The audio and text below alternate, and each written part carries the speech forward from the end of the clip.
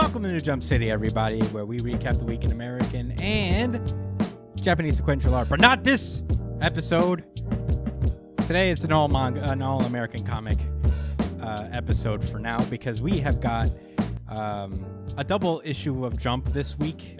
One came out Sunday, and another one's coming out tomorrow. So tomorrow we're going to be recording an all manga episode with all the chapters from last week and the chapters from this week, plus our monthlies that come out tomorrow. So lots of content coming out for you guys, because we love y'all.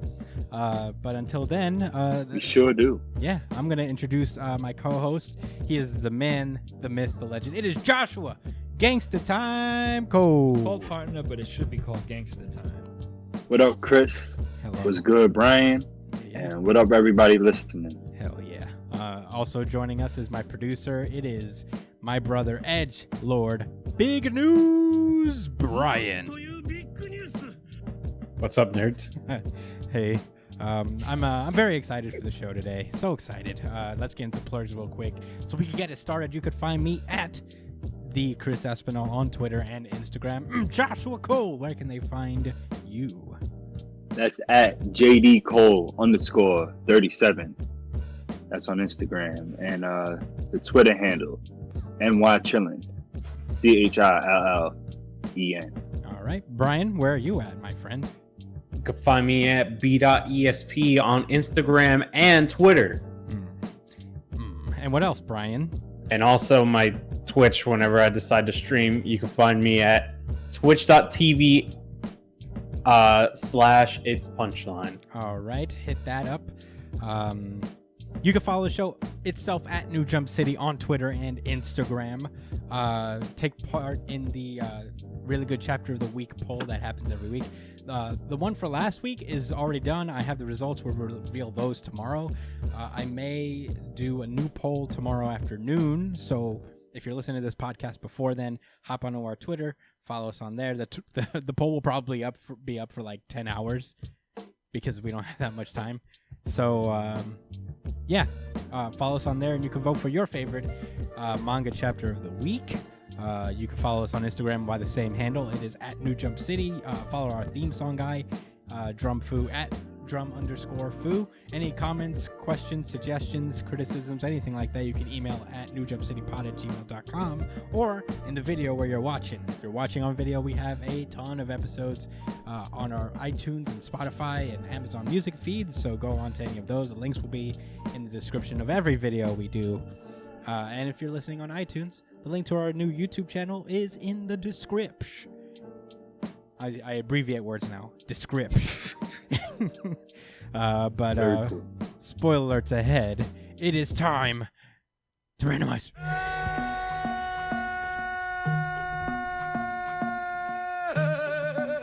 Venom. This is Venom number 30. This is, I don't know if did we do last time Venom? I actually think I'm pretty sure we did, man. Okay. Pretty sure. Well, it's just been a long time since we've you're done right. it. I think we I feel did like do we it. took a month off. Yeah, I remember. Perhaps I could just be bugging. I could be bugging too. But just in case, last we left off. No, I remember because we went through the whole Scorpion thing where Virus was Scorpion the entire time, and it was like, you crippled me, so I've just come to get revenge. And Venom's like, fair. Pretty much. Yeah, yep. It's all coming back, man. It was a little on the anticlimactic side, but very on the real. Yeah, but I guess. But they kicked his ass first, and then they were like, lead us to your leader. So that's where we left off. Venom was reunited with an alternate reality version of Dylan's mother, who is alive in this universe, and an alternate reality version of Deadpool, Spider-Man. Who else was in the group? Reed Richards. And that's all I remember right now. And they are all Pete, Reed, his ex-wife, Wade / and Wade. I think that's it. I guess. Yeah. All right. So yeah, they're about to storm Null's whole area, and we open up with Null like just sitting inside of an incubus cover, just sitting there on his metal chair with a cross behind it.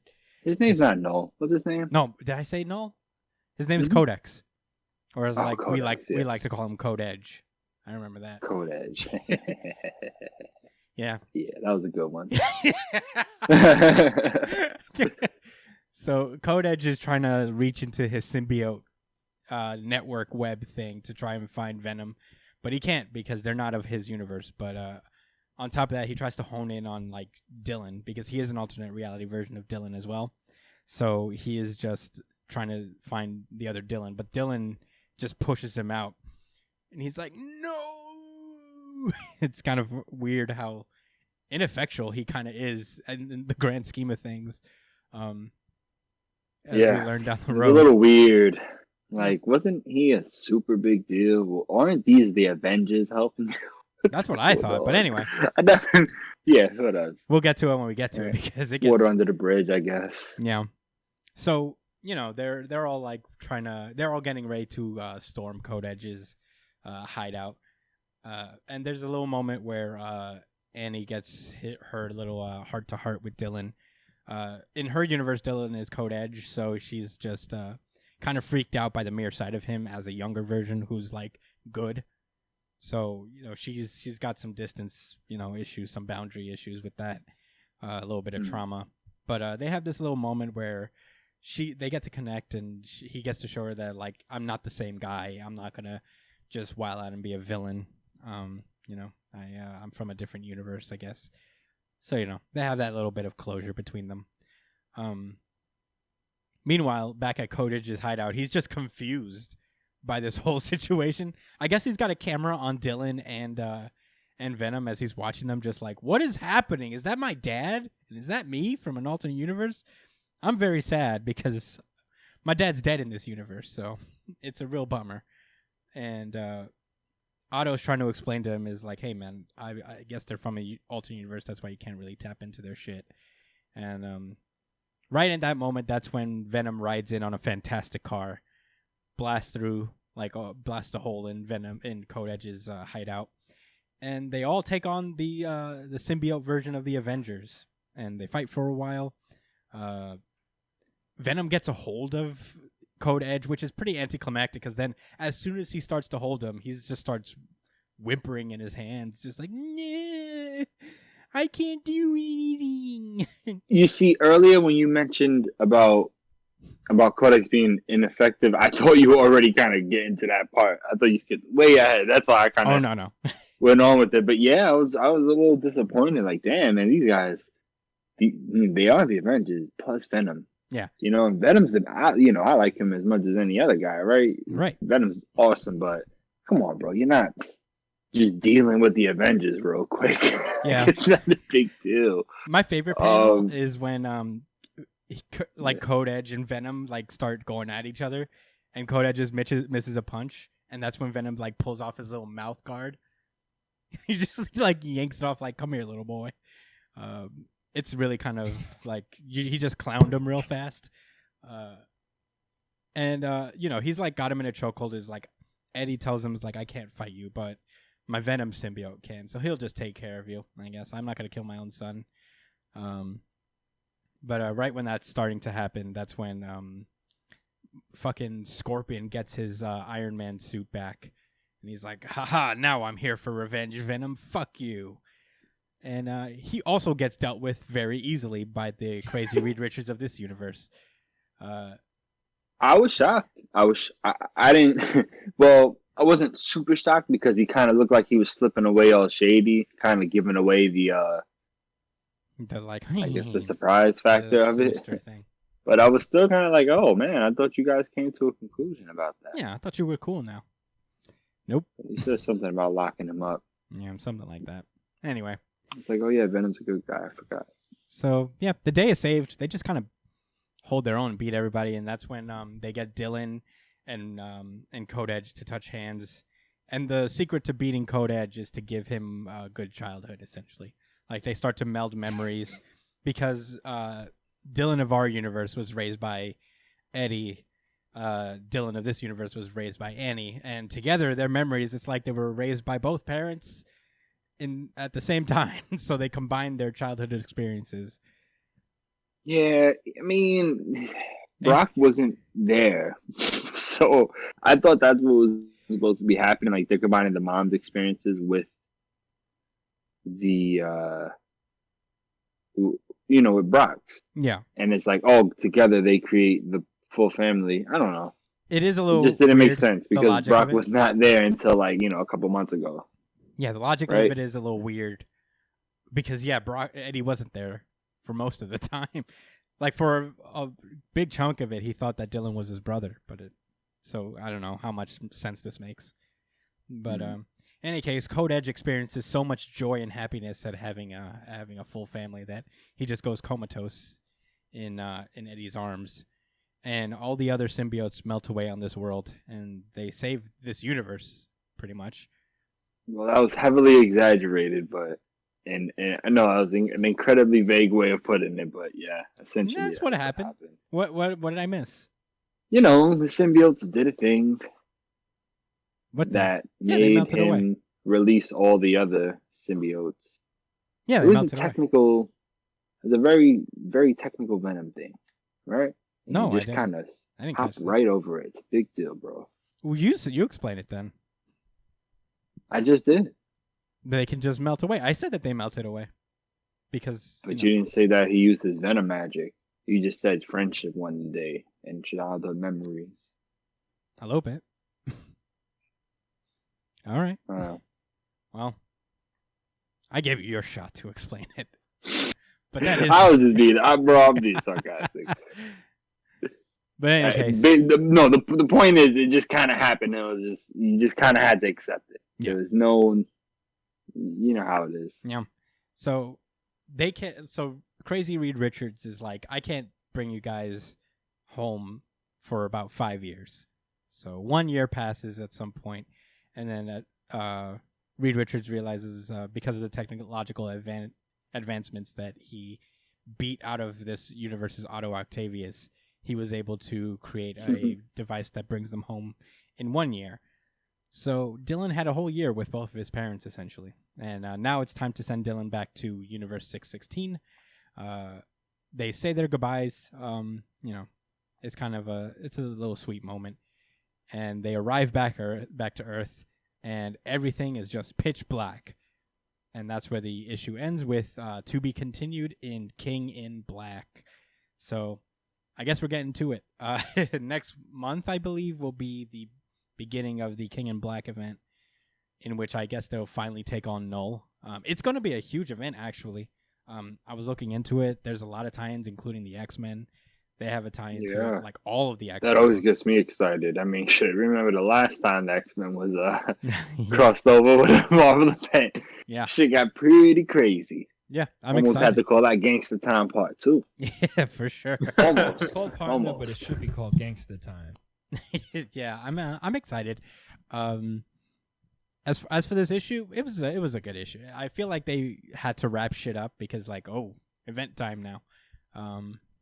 But I'm here for it. I mean, Absolute Carnage was pretty awesome to read for the most part, at least like the main series, and I think it's the same team.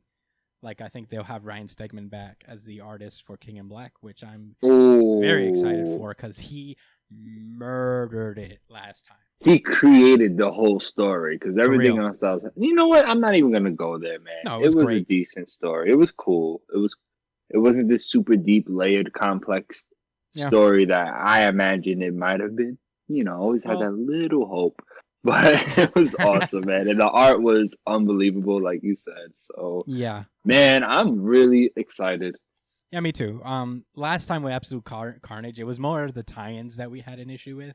Hopefully the tie-in game is improved for the next time, because I remember last time it was. Remember the Ghost Rider tie-in? Remember the Avengers tie-in with Hawkeye? You think Hawkeye is gonna make a comeback?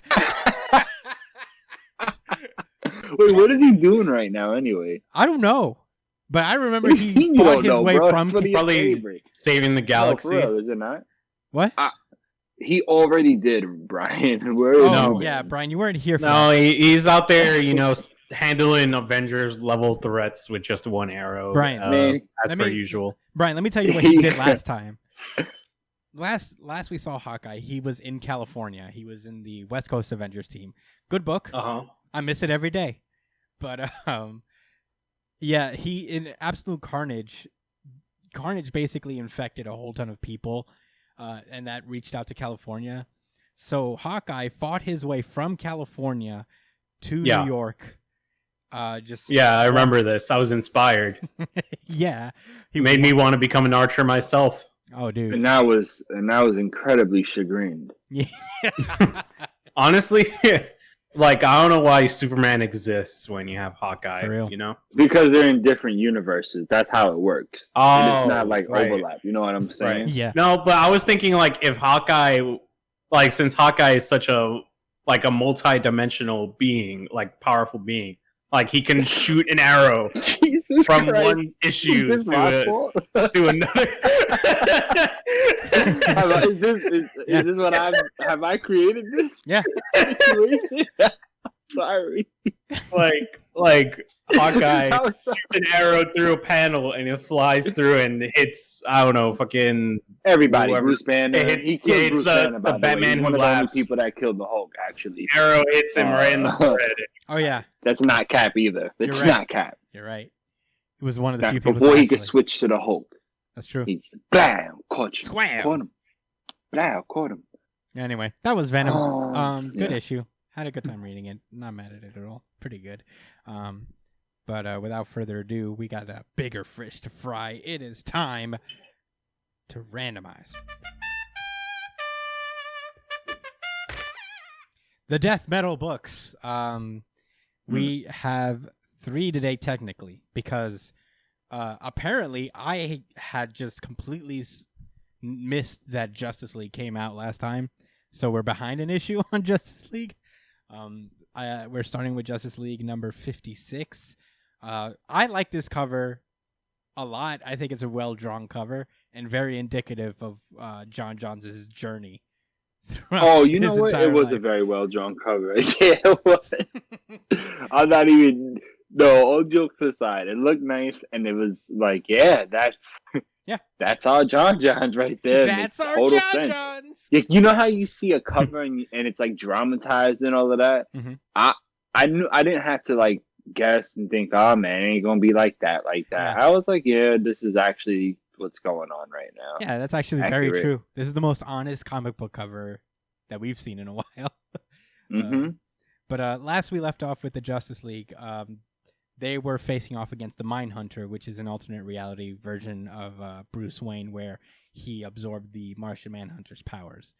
And also they're going up against the Omega Knight, which is basically Perpetua's overpowered bouncer, I guess, to her throne. And she just obliterated the Justice League, but I guess not actually. Because the Omega Knight only seemed to have kind of pissed Nightwing off, a normal human being. I think he dodged the blast, Did he? which, you know, What about Lex? He still has no powers. he dodged it too, I think. Dude, I just remember that page. They were all in the middle of the beam. They just had It's to sell the perspective, next. though, man. Yeah. If you put your finger up to the sun and it appears larger, does that mean that your finger's bigger than the sun? You know what?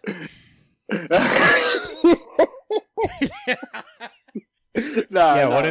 What if they were only just pretending to get hit by the laser? That's true. I'm gonna tell you this: Lex actually has an out, and we'll be able to speak about it later in the comic. I didn't notice He this. has a potential out. I didn't know this, but if you peep in the 2-page spread where the title is, you can see John John's getting bodied in the distance. No, let me go. Hold on, I'm still letting the iPad That charge. first I 2 gotta pages? check that out. I did not notice that, man. Hold on. But I'll continue until you get there.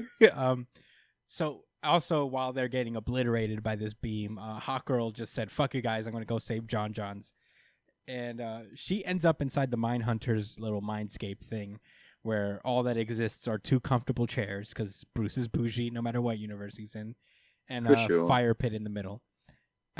She's basically like, "Wait, where am I? Where's John?" And he said, "We're inside his mind." Only panel you see is John John's struggling. And basically, Mindhunter makes a deal, essentially. He's like, I will stop hurting John Johns if you give me just mental connection to the Justice League. And Hawkgirl's like, no, I'll just kick your ass. You're only John Johns in a bat suit. That's not much better. In any case, Hawkgirl manages to escape the mindscape because before this, John Johns taught her how to protect her mind from psychic invaders. So she was just able to separate pretty easy. A thing that John Johns couldn't do, by the way. That's like so far. That's the only thing I've ever heard that Martian Manhunter did well was teach other people how to do his job. I'm gonna teach you how to kick my ass. It's actually pretty easy. Hey, yo, Superman, you need to make your fucking mind ironclad. I got you, bro. I won't do it for me. Hey, yo, who's next? Oh, I see Mindhunter and Hawkgirl fighting in the background. Where's Martian Manhunter? Where is he losing? That is Mindhunter still, no? Oh, I thought that was Mindhunter. That like they were merging like in the cover. Yeah, in the cover, but you said on the 2-page spread. You're right. You could see him. You could see Martian Manhunter struggling in the distance. That's what I thought. I thought that was him in the background, just like getting like with Mindhunter. Because the cover looks like they're melding together. Never mind, Josh. Oh, you talking about over here? This one? No, in that 2-page spread. I thought that was what was happening, really. In this one? Yeah. Huh. Anyway. Anyways, yeah, what else? Not a big deal. Josh sent me a I was so panel. thirsty. Yeah, Josh sent me a panel where I guess he dared to call John Johns tougher than he thought. And Yeah, God. and Josh was furious. He said that was the whole reason Chris even knew that we missed one, because I went back and looked at that shit, and it was in the second page. Like on the preview, you get to see the first 3 pages on Comixology. Yeah. And it was just there in bold, just boldly there in the fucking preview. Like, whoa, how y'all gonna fucking say that? Yeah. Come on, man. He said he's much tougher on this world than mine, and I'm like, how? Just when I thought that John Johns couldn't get weaker, there's a weaker John Johns out there. That's sad. It was supposed to be a compliment, but it just ended up low bar. Oh man. So, Bat John Johns goes into his final form, and he tries to kill the Hawkgirl, but we then he admittedly looks really. He does. This is a scary. Cool. This is a cool shapeshift for him. Stuff. He looks like Man Bat. I like it. It's pretty cool. Yeah. So Nightwing is like, shit, what do we do now? I'm stuck here, and he's looking for his friends, but he can't find them. And right before the Omega Knight launches up another beam to take down Nightwing, Detective Chimp comes through with the metal horse known as Comet, who can also turn invisible. Pretty, I guess, metal. And yeah, they're just trying to figure out what to do next because they got an invisible horse, but they can't run from the Omega Knight forever. At some point, the battle with Hawkgirl and Mindhunter continues. She manages. John Johns like fires a laser beam at her axe thingy, sets it on fire, and then because the Martians are weak to fire, she just one-shot KOs Mindhunter with fire. Quick question. Yeah, she's got because Nth metal and fire, which is like double the weakness. Yeah. To him, so I was like, all right. Quick question. Whatever. Lit. So if Martian Manhunter is weak against fire, how come he can shoot a really hot laser beam out of his eyes without dying? Because I guess it's not cutting his skin. Like he's shooting it out. He's not taking it in. He can dish. I mean, but I'm sure like it's gonna hurt his eyelids. I guess, right? That's why he's got to keep them wide open. Get the fuck out of the way, eyelids.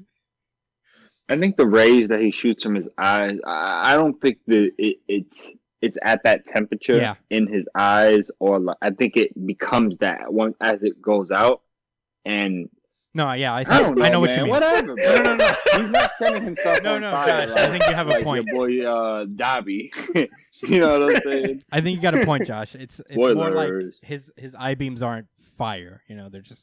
They're rays of heat. He's shooting out ultraviolet lights, and I think they burn once they hit the target. It burns everything else because it's just light shooting out of his eyes. But it's like a magnifying glass to the sun, but on a higher level. That's why, Brian. Shut So up, is he okay? weak against fire or weak against heat in general? He's weak against fire specifically. Fire. Like, he can go to the beach and not die.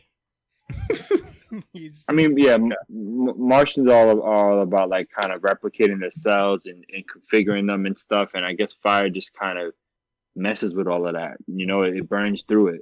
I guess that's why symbiotes are weak to fire too. Yeah, I wonder. Um, So then- Yeah. So anyway, while the rest of their teammates are like dying, they take a minute to be like Kendra, Johns, and they make out for a second, and then they're like, all right, let's get to work. Kendra's the most supportive girlfriend For in the real, fucking dude. world, bro. Yeah. Ever in the history of comics. Oh my And god! if y'all know otherwise, go ahead and let me know. I will never forget that Justice League thing where she kept telling Johns like, "Yo, I'm down, I'm ride or die, but this is a dumb idea." He's been out of commission since then, basically. And then Pretty he much. didn't really say nothing until when they was in after they got released from the prison. He Yeah. just said, "Kendra, my love, I must go and do something because I feel real raw about my decisions prior to this event."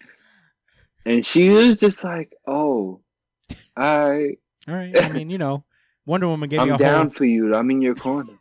Wonder Woman gave me a whole ass mission. We could have done this together, but go for it. Live your truth. So yeah, everybody reunites. They have this tender moment. Is like, you know what? We're the Justice League. We could take down the Omega Titan. Because they're all wondering like how we're gonna beat this thing. And then Nightwing's like, I got a plan because I'm the Batman of this team. And Well, Lex really had the plan. no, this is Nightwing's Nightwing has like first things first. Martian Manhunter, Starfire, and Cyborg go distract the Omega Knight, and then while they're doing that, Lex is to go up to the tower and try to repower it somehow because they're trying to use the tower's energy to kill the Omega Titan. So while they're doing that, Lex finally manages to do it. They trick the Omega Knight into shooting one of his beams at the Perpetua Tower thing, and it explodes on them, eliminating Real the quick. What? Lex has some pretty good core strength to scale up that fucking tower. He's been lifting in the Valley of Starro. Like, I would expect Nightwing to be able to do that because he has like gear and shit. But this dude's just wearing like a fucking robe, scaling up of like, how are you gonna climb up that shit? It doesn't even look like there's enough to really grab onto to get up there. Make no mistake. For what it's worth, Lex is naked underneath that robe, so he's not wearing anything. He's been homeless for like the last year. Bucky naked under the robe. What were you gonna say, Josh? No, I was gonna say he's not like some wimp. Yeah, no, he's not. You know what I'm saying? He works out and does all of that extra shit, and is smart and builds technology. I have to sometimes remember he is a regular human scrapping with Superman. Yeah. I guess so does Batman, but we give him all his credit, right? Right. That's true. So Lex, we gotta put some respect on his name. He could scale a wall real quick. You know what I'm saying? It probably has plenty of footholds that they didn't rock climbing. He goes rock climbing every Saturday. For sure. Right? Light. That's For mad light. Before breakfast. He wakes up, does it. And then he's been CrossFit for Lex Luthor, dude. 20 years now. Yeah. We could confirm that Lex is about that life. For sure.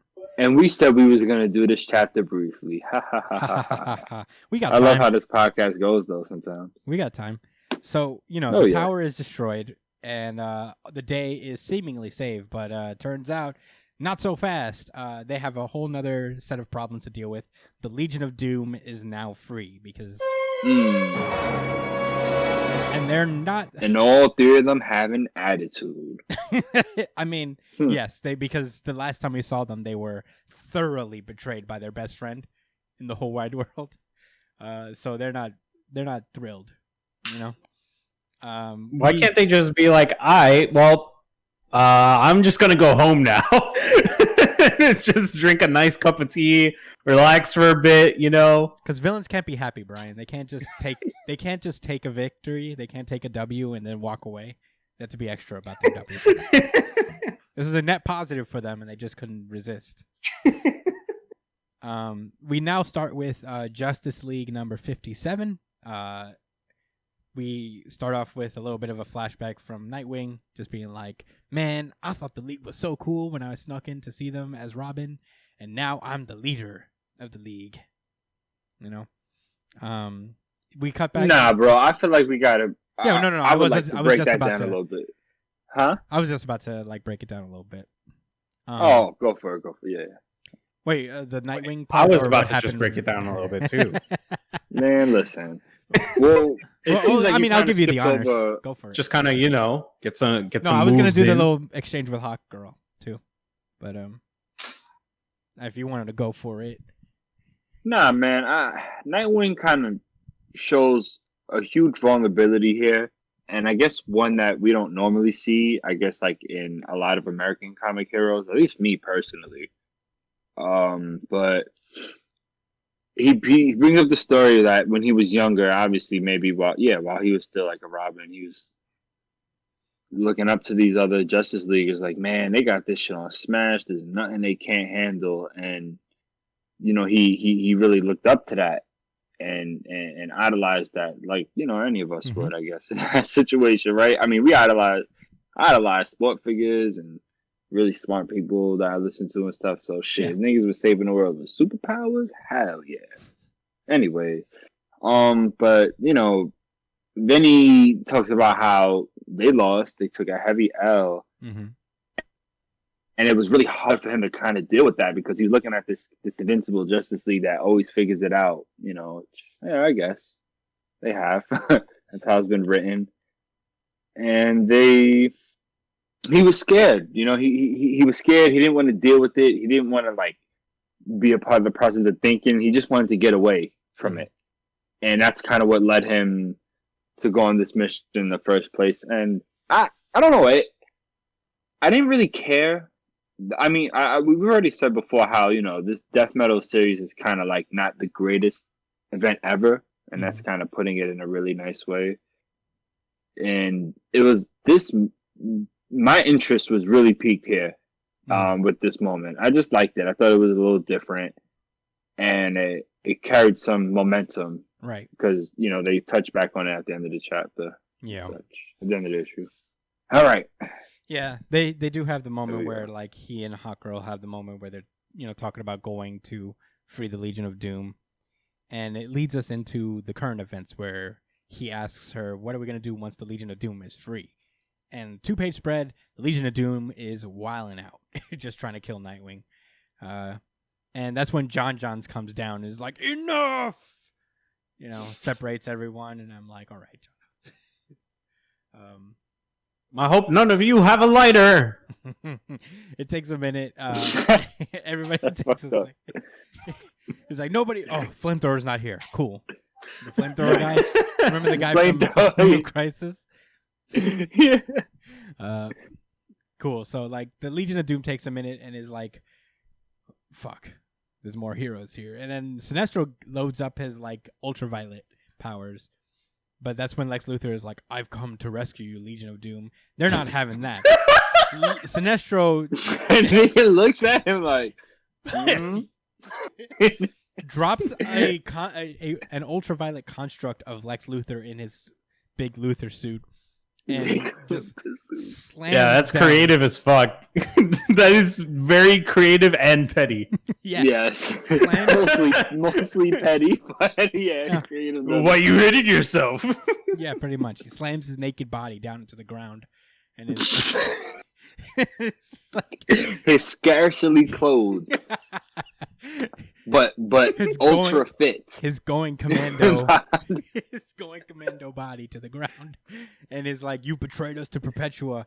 And Lex has got a smile on his face, like he is not surrounded by people who are a billion times stronger than he is, and he's like, He said, "I know I made a mistake." Hear me out. Bygone. Oh, you know. Yeah, he's like, "We will show the world why they were right to side with Doom." And I'm like, we just spent the last year and a half in a weird throne, powering some fucking evil magic thingy. We were not on the right side.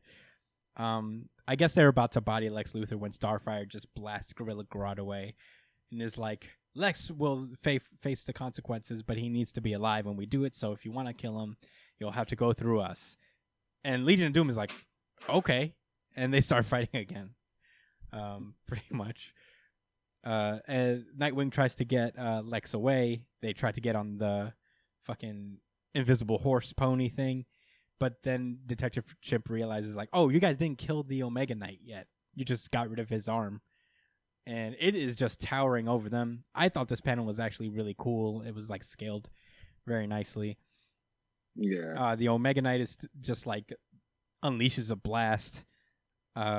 Everybody. It looks like something really deadly, like it was initially, you know. So, yeah.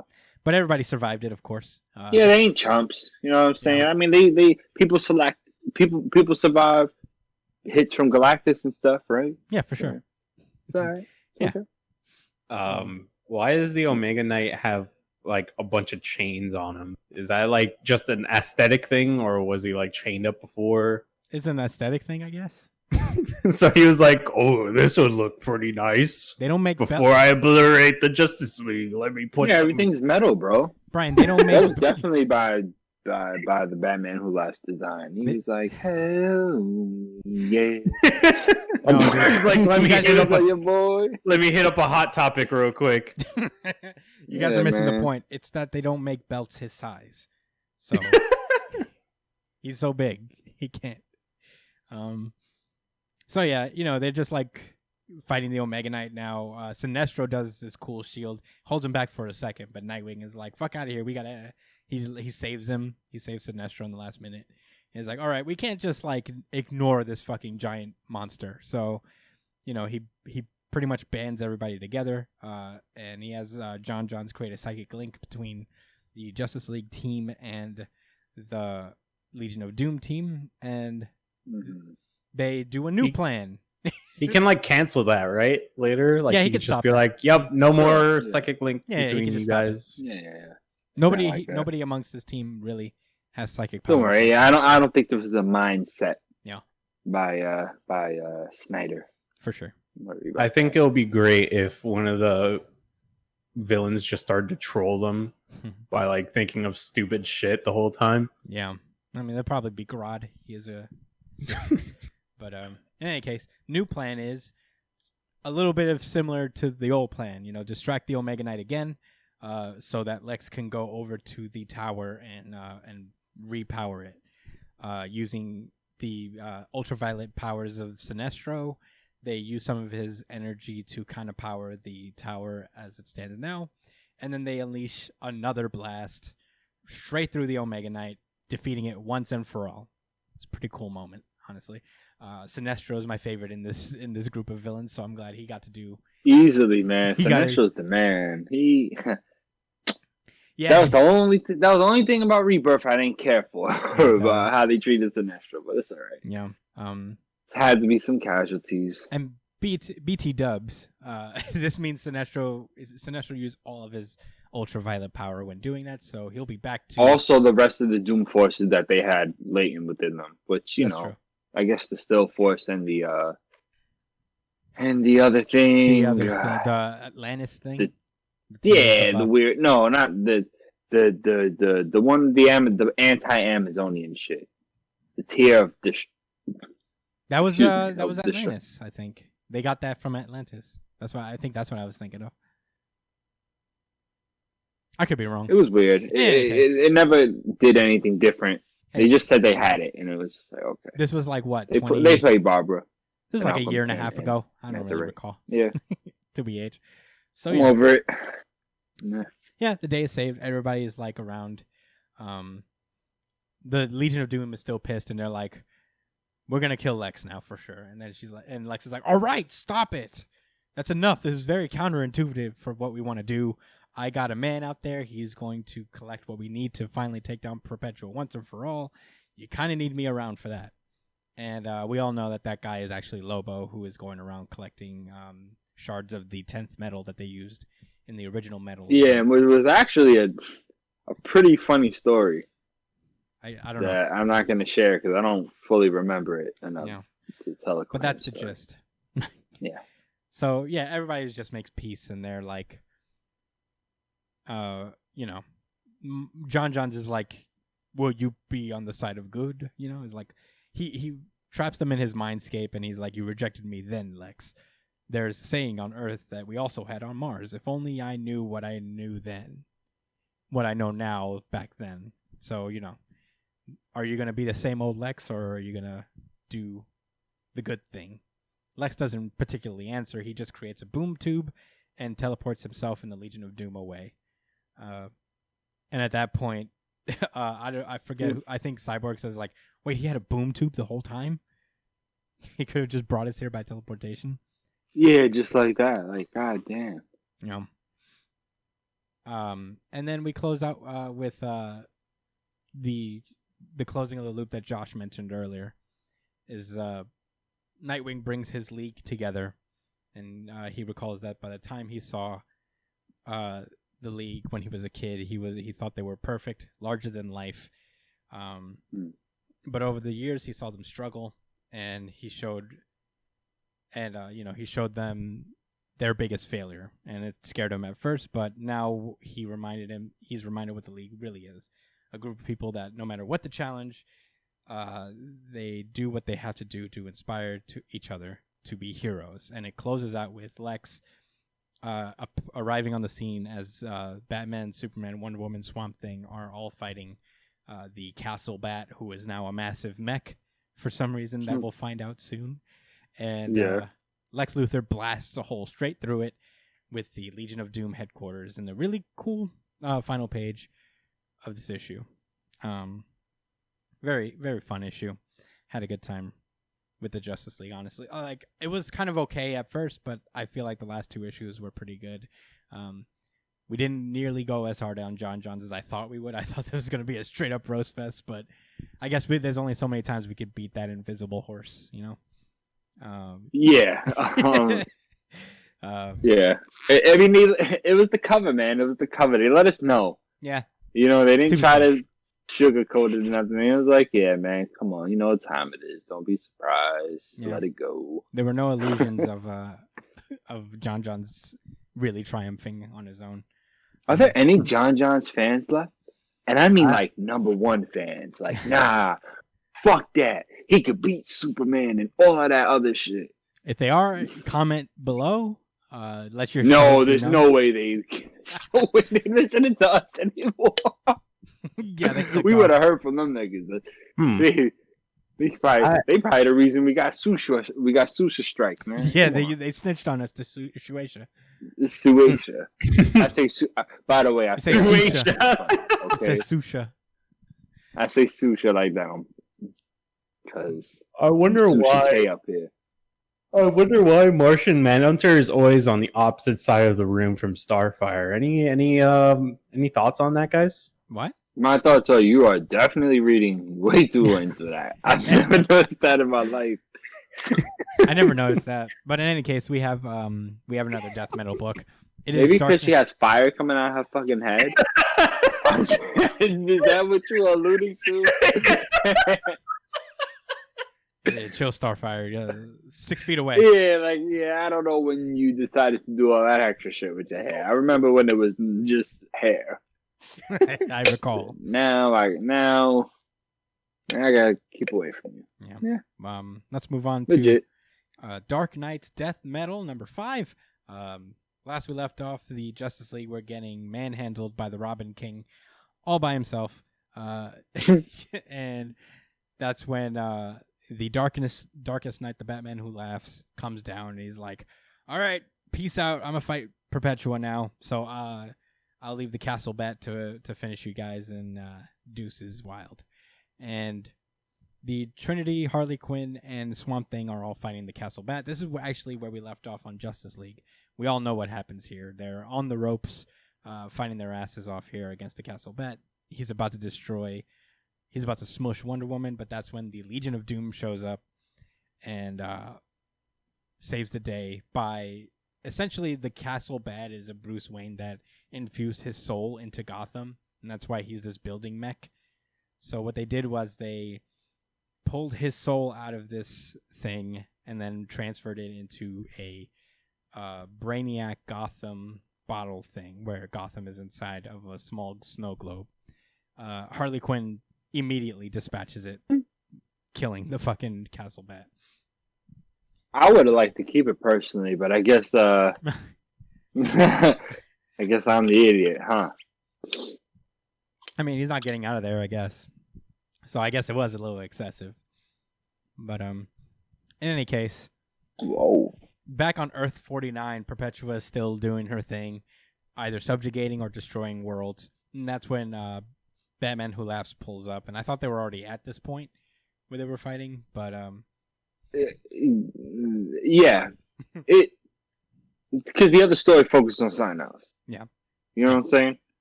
That stuff was happening while the other guy was traveling around figuring stuff out. Yeah. So she just chucks a world at him, and he dodges it pretty smooth. And he goes, "Whoa!" He hit the spot dodge real quick. yeah. He goes down B. I mean down dodge. Yeah, you know, Brian. Come on, you gonna get these hands soon, though, bro. It's been a while. Destroy your link, bro. Yeah.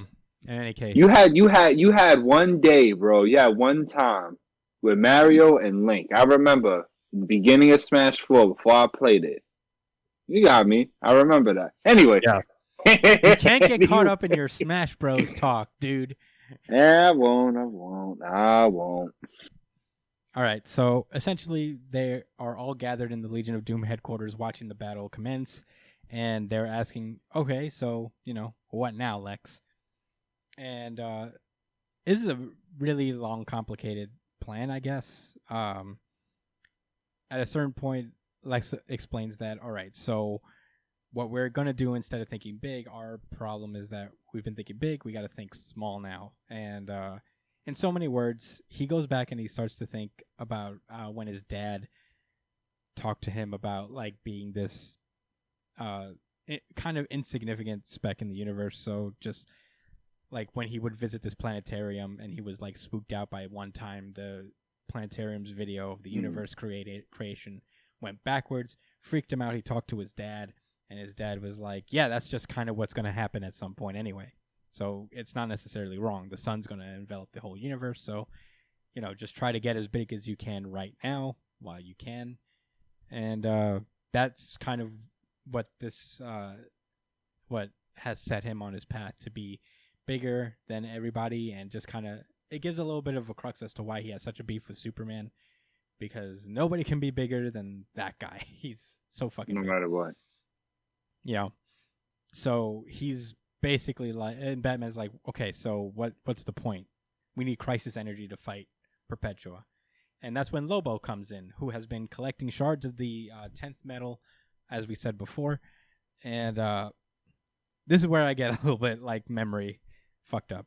So the whole thing is that like now they have to fight them with the truth, which is essentially these metal 10 stars to metal 10th shards that are from the Forge of Worlds, and using these shards, they're trying to create a machine that will be able to destroy Perpetua once and for all. Do you remember more of the details about it? Because I know there's like a little bit more to it than I thought. I think it's more like they're trying to free the other universes of this, that Perpetua's already destroyed. Just kind of like undo all that madness. And are you talking about the debate between using crisis energy and anti-crisis energy, and what the point of him? Yeah, just like it says that he's like, build my machine to use it to unknot the timeline and restore everyone's memories of pretty much. I guess that's what he means. Yeah. It's just recreating these universes using everybody's memories by creating this machine with the 10th metal stuff. And that's when like Wonder Woman's like kind of confused, like, but she's like, I used this anti-crisis energy that you're talking about against Perpetua, and it didn't fucking work. So crisis energy was more powerful. He's like, nah, I wasn't. When you used it the first time, like it only made her stronger. So it's long and complicated, and it's revealed that like this is entirely kind of Wonder Woman's fault. And not like in a way where she was incompetent or anything. She just didn't know. And it turns out that Bruce is dead. Like Batman is right now dead. And it's the reason he can use the Black Lantern ring is because he is dead himself. Which was kind of like a bomb drop in a good way. Like, because I thought maybe it was like, oh, he's just so cool and so edge, he can use the Black Lantern ring. Or like he was dying or something. And he just said straight up, like, look, I'm dead. Yeah. Like, so, all right, before I even give more thoughts to that, I know there's a little bit more to the comic, but just specifically about the anti-crisis energy versus crisis energy. Thank you. So, again, this is my interpretation, right? I don't remember what happened between Wonder Woman and Perpetua specifically. I'm sorry. Yeah, but, I don't remember what happened when they used this energy, but what Lex is trying to suggest is that, like, look, the only way to beat her is by making everything valid, everything that's ever happened valid. Mm-hmm. And the reason Wonder Woman hesitated was because she understood, like, yo, this would mean a lot of people are going to stay dead, because that was the point of using crisis energy. Every time there's a crisis, things got reset, and they was able to will their way to a brand new future or something like that. And like, even if it meant, changing the past, and that just wasn't what they needed to fight Petra, and that's it. That's all it really boils down to, unfortunately. But it was, I don't know, it was interesting, because obviously we know that this is leading to a reboot, and this was kind of before we found out any big news drops about it. This was like the largest hint, the most obvious kind of scream towards it. And I think we had a lot of clues in that issue of Death Metal when they showed Zorn, or whatever. I said Zorn. That's a shit. The Void? No, not the Void. The Chronicler, I think his name was. The Chronicler, sure. He had a different name, but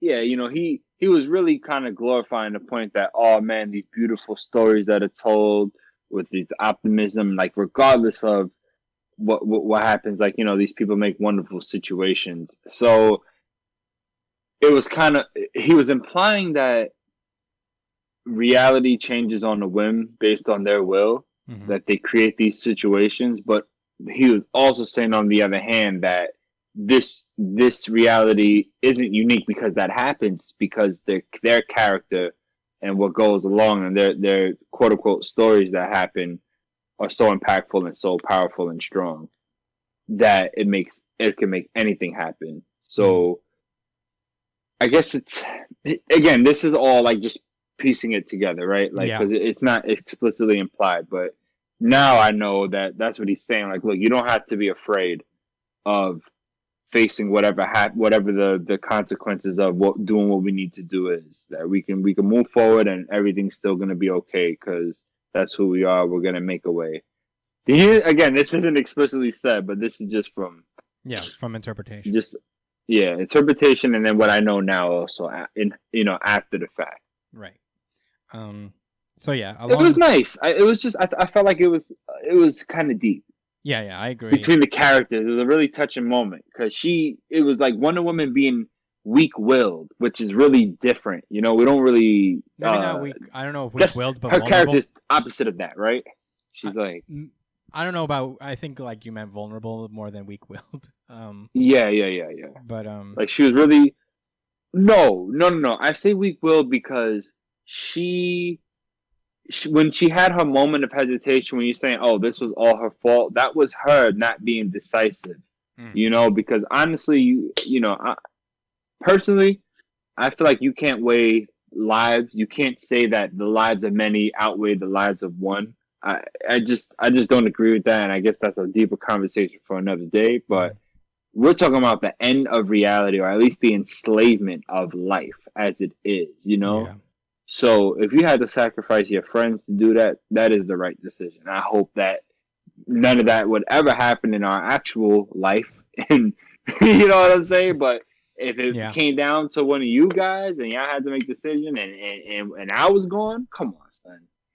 You got to do what the fuck you got to do. Yeah. And that's on you if you don't make that. Yeah, I guess I'm just defending why I said weak-willed. Yeah. Because that's what she's all about, man. She's Strong-headed and like she she's usually strong. is Yeah. decisive.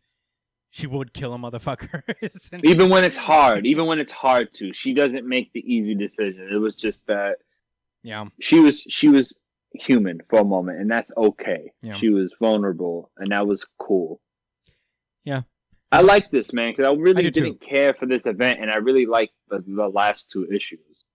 I just thought the writing was really nice. I mean, even if the plot wasn't, you know what I'm saying? I agree. Super I think great. this is like the little slow moment that this event needed, because it was a lot of shit happening one after the other, and we finally get a moment to breathe and have some character moments. And it's kind of funny where this is becoming more of a Wonder Woman event than a Batman one. Like she's Which becoming is more cool. the protagonist. Yeah, I think it's like better because not better or more interesting because this whole thing was like billed as a more Batman centric thing, but Wonder Woman's kind of like the protagonist of this event. And on top of Batman being revealed to be dead this entire time, Superman is dying at the moment. Yeah, And or worse, turning into evil. Darkseid. So yeah, we know what happened. So Yeah, so yeah, it's bad. It's bad or worse. Yeah, so they don't have a lot of time. And she's like, I was wrong to think that we could use the crisis energy to restart the multiverse. Instead, we will unknot the rope and everything will matter. And this is, like Josh said before, this is the biggest hint at what DC is doing right now, which is the upcoming DC Omniverse, where, they've been very coy about the details specifically, but the crux of it is that everything will have happened. And writers will have more of a free reign in terms of continuity and stuff like that, because there won't be one solid continuity that everybody gets to draw from. I'm very interested to see where that goes. I feel like they're releasing the shackles of the number 52. Right? They're like, we're like Marvel now, where there's mad other universes and whatever.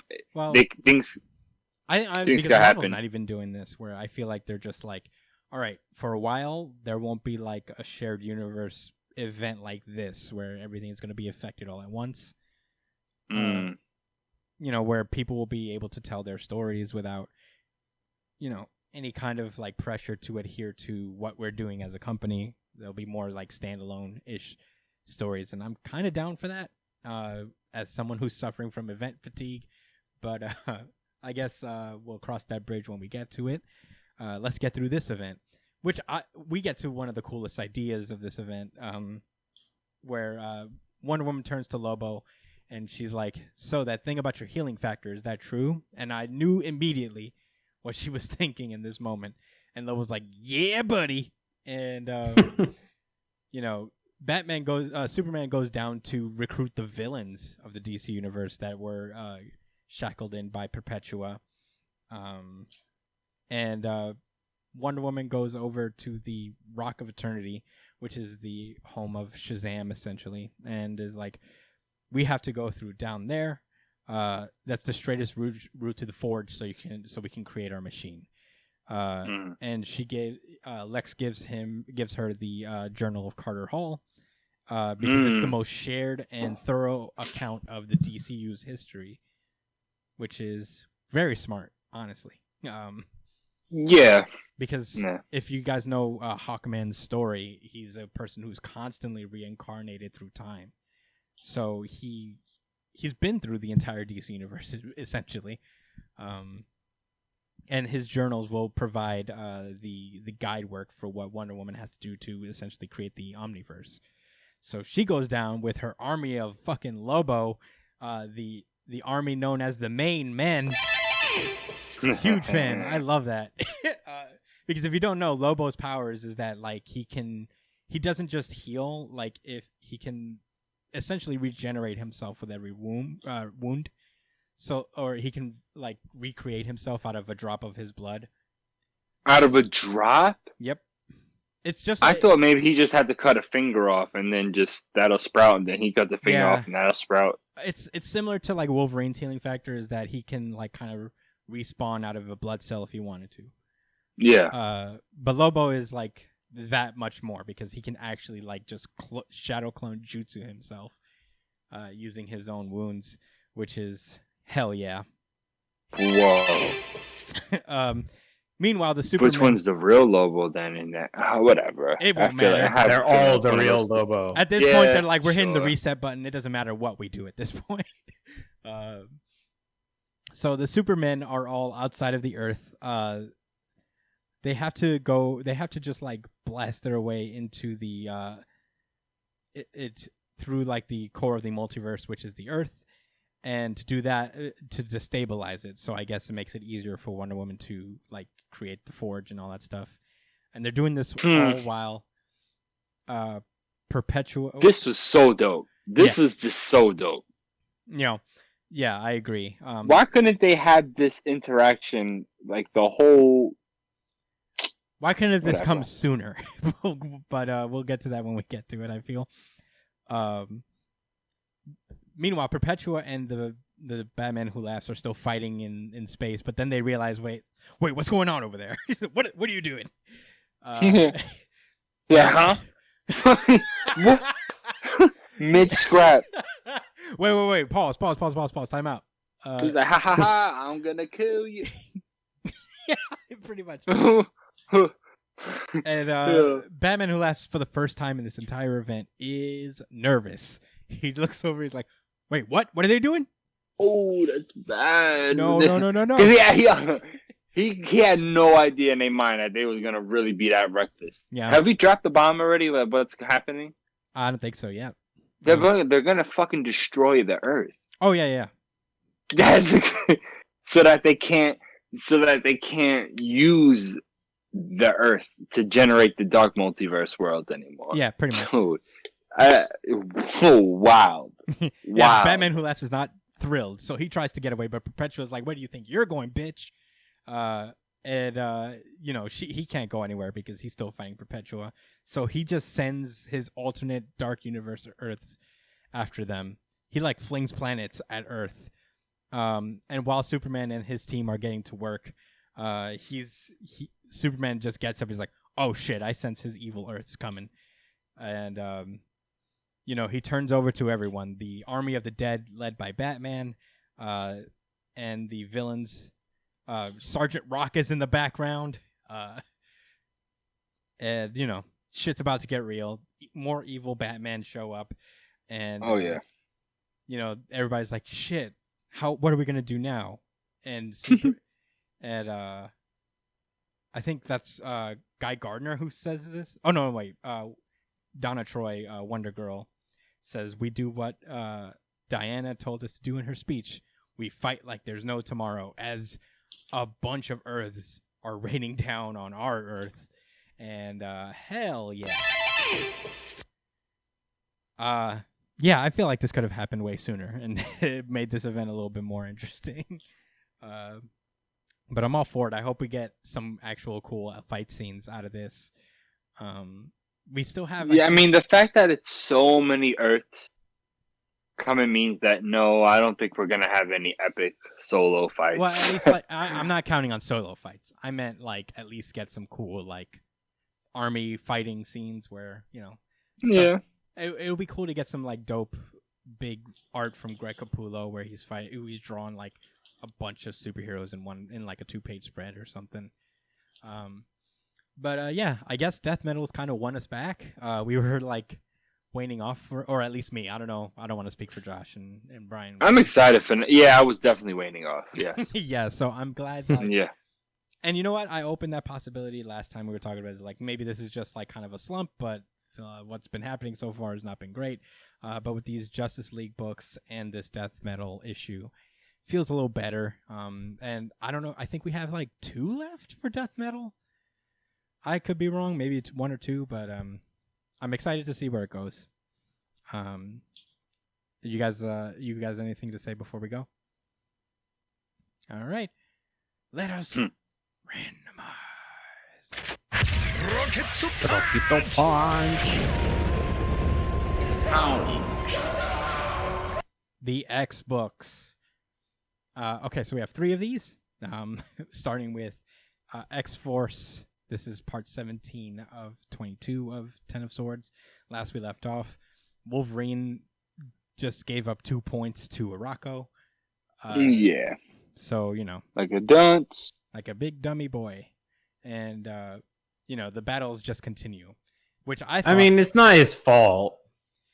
Yes and no. Like, what is he supposed to do? Die? We are learning the X-Men don't lose a point? One of them was for sure his fault. and another one was kind of like, had you probably tried a little bit harder, you wouldn't have had to be put in this situation. We'll address that. One of them was Saturnine straight up rigging. Like, kind of... Yeah, it was a fight to the death. Like, yeah, that was kind of the thing, is that, like, Saturnine is slowly rigging every one of these contests that the champion... But it's Wolverine's fault. Had he not tried to do the most. The one against Summoner was a lot, but this one was kind of, like, short-sighted, where he made a deal with Solemn that he would owe him a favor in exchange for a Muramasa sword. Solemn's favor was that Wolverine would fight a battle for him in the contest of the swords, and Wolverine had to win a point. He wasn't aware that he was doing it at the time, but he won a point for the team. And now we start off with the next context, because apparently there are going to be a ton of these. Yes, a bunch. Yeah. Okay, so the next one is a straight-up actual fist fight between Pog and Magic. And I was like, oh, cool. Yes, finally, a battle. Yeah. But, I mean, I liked it. I didn't hate it. What happened? Okay, so what happened is... I was a little upset. It was a bummer, but of all the bummers, I'd be like, this was at least entertaining. Yeah, it was funny. So Magic and Pog are about to fight, and Pog just like, fuck this, I'm just gonna eat you.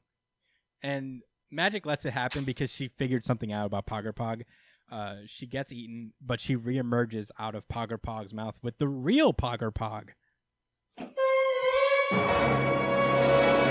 The way she figured it out is that Pog in Iraqi means sword. So she realized that Pog, the big alligator body thing, is Pog's sword itself. So there was just a guy inside controlling Pog, and then she just one-shots him with an uppercut. Point goes to Arako. Point goes to Krakoa. They are 5-3 at the end of that battle. But then, why would Pog eat her if, like, he didn't know that he's a little man inside? He didn't know she was the real deal. Like, I think he just thought she's some little girl. Yeah, he just beat her in an arm wrestling competition. He was like, He smoked her in the fucking arm wrestling competition. So I guess he was feeling real gully. Yeah. Overconfident. Yeah, okay, so in so many pages, there are a ton of more contests that happen. Arako wins most of them. Oh, yeah. Several. I think out of all of them, like, Krakoa only wins 2. And they're up at this point in the story, they're up 12-5. And we cut over to the next competition, which is a race between Captain Avalon and the voice of Krakoa, whatever this thing's name in Red Root through the Crooked Market. So they race, but Saturnine sicks her weird robot things after him. These look like the things from the tower thing, but I don't think that's what it is. From the they thing? are actually a callback to something in the from the Cat in Britain comics from a little bit back in the 80s. I don't know which I don't know much about them, but it is, that's all it is. It's kind of just a callback, and that's something Sad and I was able to summon before. It's a thing. It's her Koopa Troopers, I guess. Sure. Yeah. And she sits them on Captain Avalon while Red Root is like, "Whoa, this is pretty easy. I'm just running away." Yeah, Red Root runs really slow. It was funny because Captain Avalon was out on them. And she was just trying, like, whatever, nigga. Yeah. You got this. And then, of course, he was running that 4-2. Salty Saturnine. He was running that 4-2 in the Combine, just destroying Red Root. But Salty Saturnine came in and started fucking shit up. Red Root knocked down something from the Crooked Market, and Jaffers is over there. His stingy ass is taking notes. He's like, everything has a cost at the market. Everything.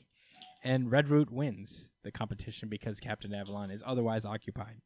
But with a twist. That's it, yeah. Because she wins, she won, but because she broke something, Jaffers comes in and is like, you broke something, you buy it. So he basically entraps her into this little thing, and I guess is going to sell her on the market. So I guess she's out, but she didn't lose. I guess. I suppose. They don't explicitly say that she's out of the picture. Mm-hmm. There are two competitions that happen in the same time, which is essentially magic goes through a spelling bee of sort where she has to spell. They give her a riddle, and they give her a riddle and they say to spell out the answer. And the answer was magic, but she spells magic with a K because that's her name, and so she loses her battle there. And Wolverine has a who's the softest competition with the white sword. Where they're both placed in front of a mirror where they get, I guess, PowerPointed everyone they've ever killed, and they have to. And Wolverine couldn't handle that shit. He needed some liquor right after the fact. He was honestly, like, "Oh man." Yeah, this is kind the of white sword was just like, "Oh yeah, oh I remember that." He wasn't thrilled, but he wasn't he was staring at it. He regretted nothing, not a fucking thing. I mean, everybody. Logan's an actual human. You know what I'm saying? He cares and shit. If anything, he has responsibilities. This one's just mean because this is kind of Logan's whole thing is being sad about the things he's killed in the past. It's kind of his MO. That's why he ends up in random bars where he gets taken out by just normal conservative people. The average conservative person in a small town. That's who he lost to. I guess they were honestly, like. I think he was in Canada. They. I remember they said that. Oh, we used to be part of this anti-mutant organization, but at the end of the day, they're just some fucking redneck. I think he went to Canada though. I don't even think that was the South. I think he just went to Canada because he's from there. There's rednecks in Canada. It's fair. There's rednecks everywhere. I keep forgetting that fact. It's not a physical thing. It's a mentality. But they're all so nice. They're all so nice up there. That's what they want you to think. No, not those. Listen, anyway, it was major prejudice. Yeah, Gorgon, Wolverine, and Magic have to resist the charms of this weird rock siren. Gorgon couldn't resist. He was going to fuck a rock right now, and he loses. War and Captain Avalon have a task where they have to kill a kitten, and Avalon can't do it, but War totally killed this kitten, so they get a point. Oh my god, it was so funny. He just looked at her and said, "You wouldn't." Yeah. And I tried to stop her from doing it. And nope. Oh man, and I'm sad for the kitten. I guess he didn't prevail. Kitten gets one of these. Or maybe he did. Maybe he did prevail, but he forfeited the match to try to stop her. Maybe I guess I don't know. Maybe the kitten didn't die, right? That it wasn't in my head canon because it's not confirmed yet. She didn't kill the kitten. He forfeited, so they got the point. Huh? I mean, I'm not going to argue. Thank you. I appreciate that. Storm wakes up in the Savath. I don't know. Savath? Yeah, which is I guess the vampire world. Yeah, the vampire world, the undead world. Ooh, Blade would have such a good time there. It's the best time of his life. Where he has to fight to the death with Storm. Storm is still kind of affected by the drinks that she had with Wolverine in the last issue, so she's not feeling great. But she still manages to sword fight and hold her own with Death. Death tries to use his weird death stare because that's his power. Is that all he has to do is take off his jackal thing? And look at you! I'm gonna let you finish. And then Storm uses her sword to reflect his image and reflect the death beam directly back on Death's face. And Death is like, no, my own face is killing me. And then that's when Storm stabs the shit out of him and leaves him to be eaten by the underworld undead people. And that's where this issue ends. Thoughts, Josh? Yeah, thoughts? Let me tell you something. You want to know what lame means? No. Why don't you enlighten us? No, yeah, I asked if you'd like to know. I'd like to know. You don't? Okay, so you want me to just explain? Okay. Lane. Let me stop. I don't know where I'm going with that. Yeah. I just think that Apocalypse Children has been very lackluster. Yeah, they're all big goofballs for the most part. None of them. Yeah. That's why, like War got her hand easily chopped off by by Wolverine's claws. Pestilence, come on, man. And all right, you know what? Wolverine is really tough, I guess, but Storm's pretty tough. But the way she took Storm's him down, an Omega level mutant. But no. Well, here's All right, also I the guess. deal. But no. The point didn't was use her she couldn't powers. use her powers in that fight. She couldn't. And the sword that was so bigged up and so awesomely, like as if it was made for her, right? Mm-hmm.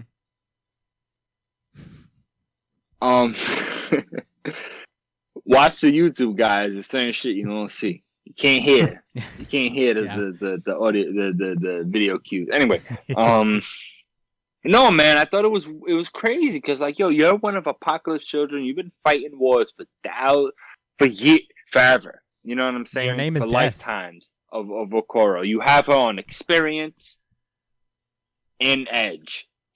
And I ain't talking about the edge of his blade. I'm talking about demeanor and attitude. Mm-hmm. So she had no business winning this fight. I don't know about that. But it's not about, this wasn't plot armor for Storm. No. This was Apocalypse Soft Gene getting way caught up in the mix. That's why Genesis really got an attitude, if you ask me. I think that's what this is all really about. Mm-hmm. The fact that she didn't realize Apocalypse, you guys where I'm going with this, man. I guess he's fucking soft and she didn't know, and it infected her children. And this is what we have. This is what they have to show for it. I guess that's why she said, "I did my best." It was the dumb way that he died, where it was just like, "I'll reflect your face back at you," and I'm like, "That's never happened in 1,000 years. Nobody's ever tried that on death." Yeah, you would think. But anyway, that was X-Force. It's been weird, but we're going into what I thought was a better issue. I think is Hellions number 6. Last we left off, this issue was fucking wild. Okay, so last we left off with the Hellions. They were sent in advance, way before this tournament started, so that they can steal the swords from the Iraqi champions, so that this would never even happen in the first place. Where have they been this entire time? Lost.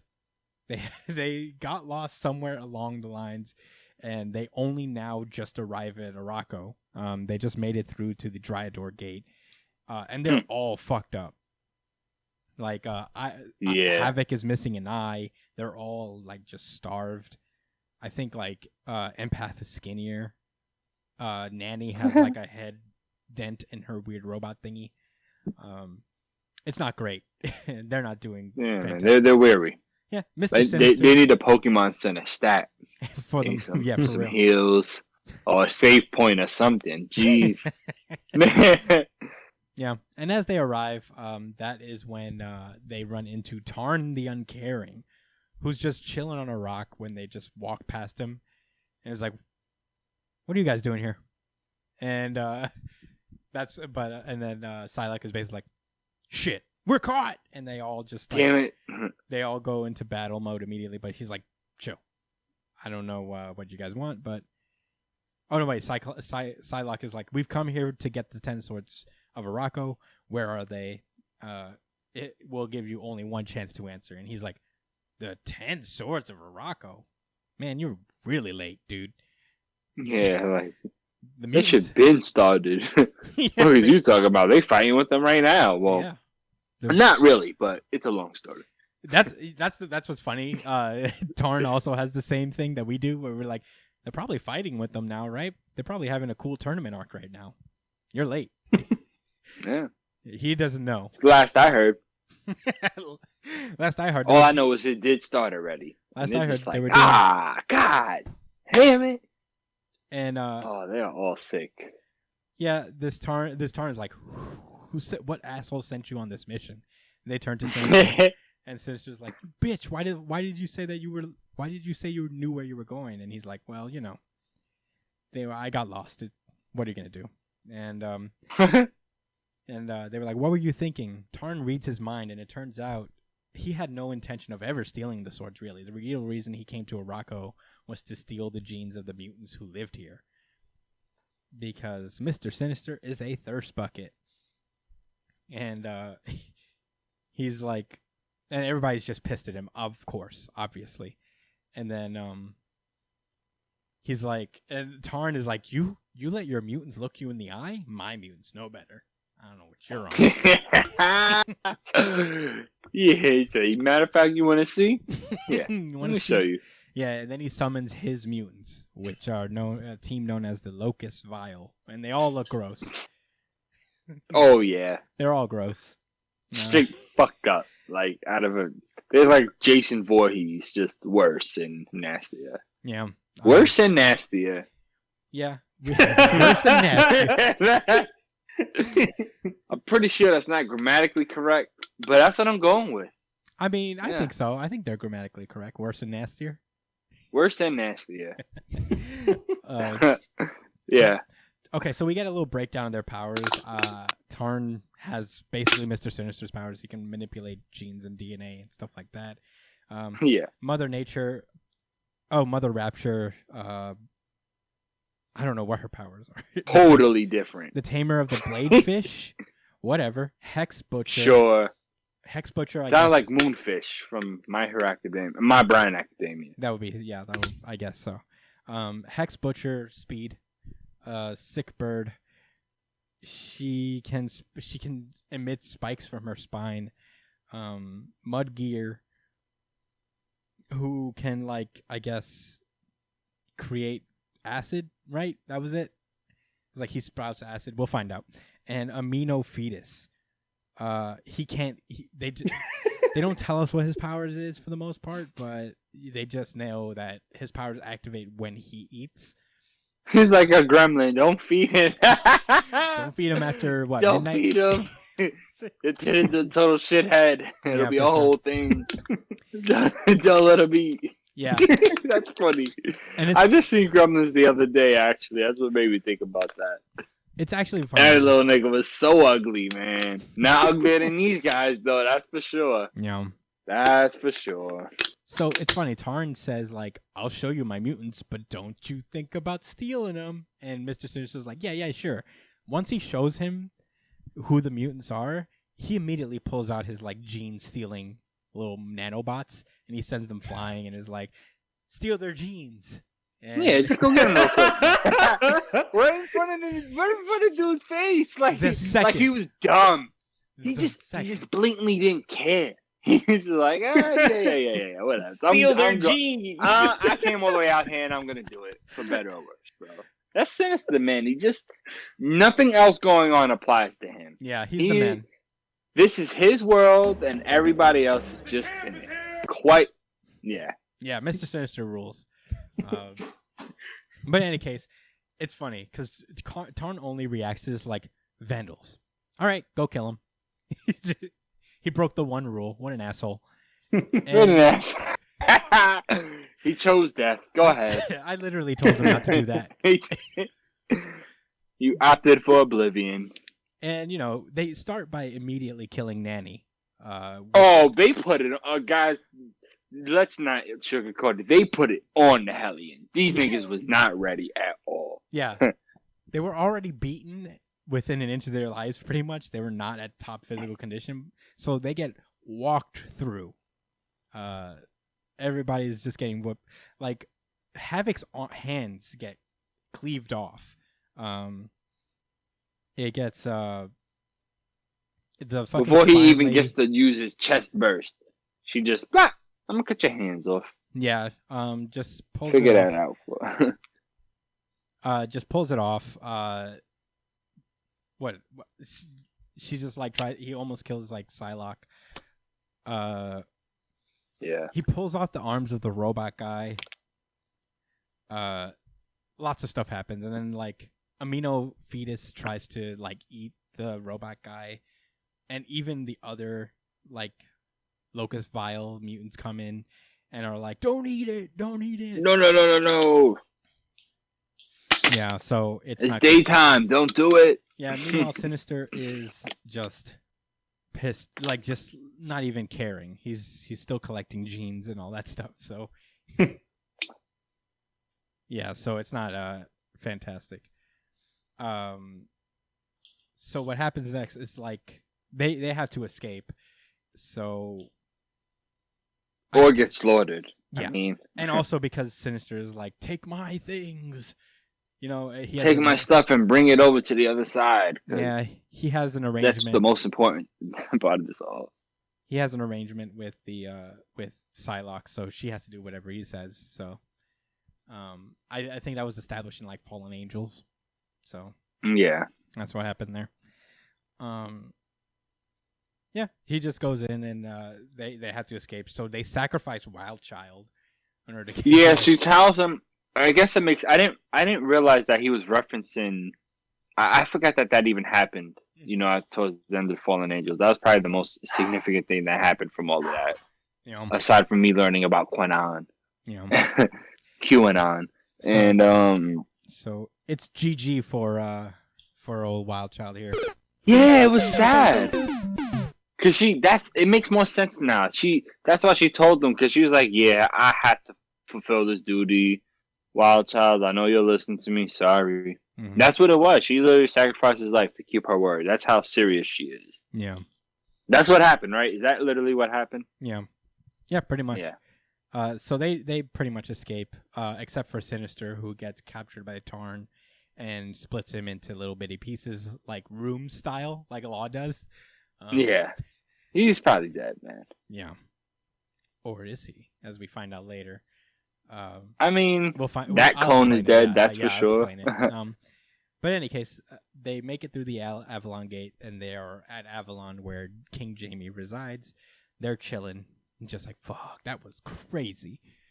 But that's when the priestesses from the Saturnine folks, like Saturnine's priestesses, come through, and are like, you're going to the dungeon. But they get stopped immediately by Empath, who controls their minds and makes them their friends so they can walk through the portal. Grey Crow, we forgot to mention, has been under Empath's mind control for the last couple issues, and he recently let him go so that he could fight alongside the Hellions against the Locust Vial. Yeah. And now, I guess he's forgotten that he did that, because Grey Crow comes up to him like nothing happened. And if you know the contentious relationship between these two, Grey Crow killed him before. So he is not happy of having his mind taken over by him. He walks up to him, pretends to be like, oh, Empath, you did it. You're a genius. And then he gets close, stabs him in the gut in Avalon, which, if you die here as a mutant, you can't be resurrected in the same way as usual. So he's like, I'll give you a chance to live. He like stabs him but doesn't kill him. He's like, if you want to live and not be resurrected all goofy, you better crawl over to this portal. Oh, goofy and shit! You better scurry your ass to this portal. Take your guts up, little nigga. Yeah, it's scurry so you can come die on the other side. Yo, that was real. That was cool. I was like, that was incredibly petty, but he told them. He told them. He was like, yeah, I'm gonna make you not only, because he said, yeah, I'm gonna give you that challenge in your mind, that suffrage. Yeah. Yeah. So they walk through the portal. They make it to Krakoa, and they're like, cool, we did it. We did the thing. And then all of a sudden they're enveloped in black smoke, and who's there? Mr. Sinister just stabs the shit out of Psylocke. Dead. Shoots not Psylocke, Olivia Munn. Shoots Havoc in the fucking face. And somehow manages to melt Grey Crow. Yo, he presses a button in mid sentence. He's like, go. He starts melting away. I was like, holy shit. And he's like, cool. I got my genes. That was sinister. Yeah, that was like, hell yeah, mission accomplished. Y'all niggas could get revived later, whatever. Y'all not gonna remember what happened. Yeah. I like how you snuck that in that there. was so funny. I like how you I snuck was that in just there. like, what? First of all, when they started dying, I was just like, yo, no, not Nanny.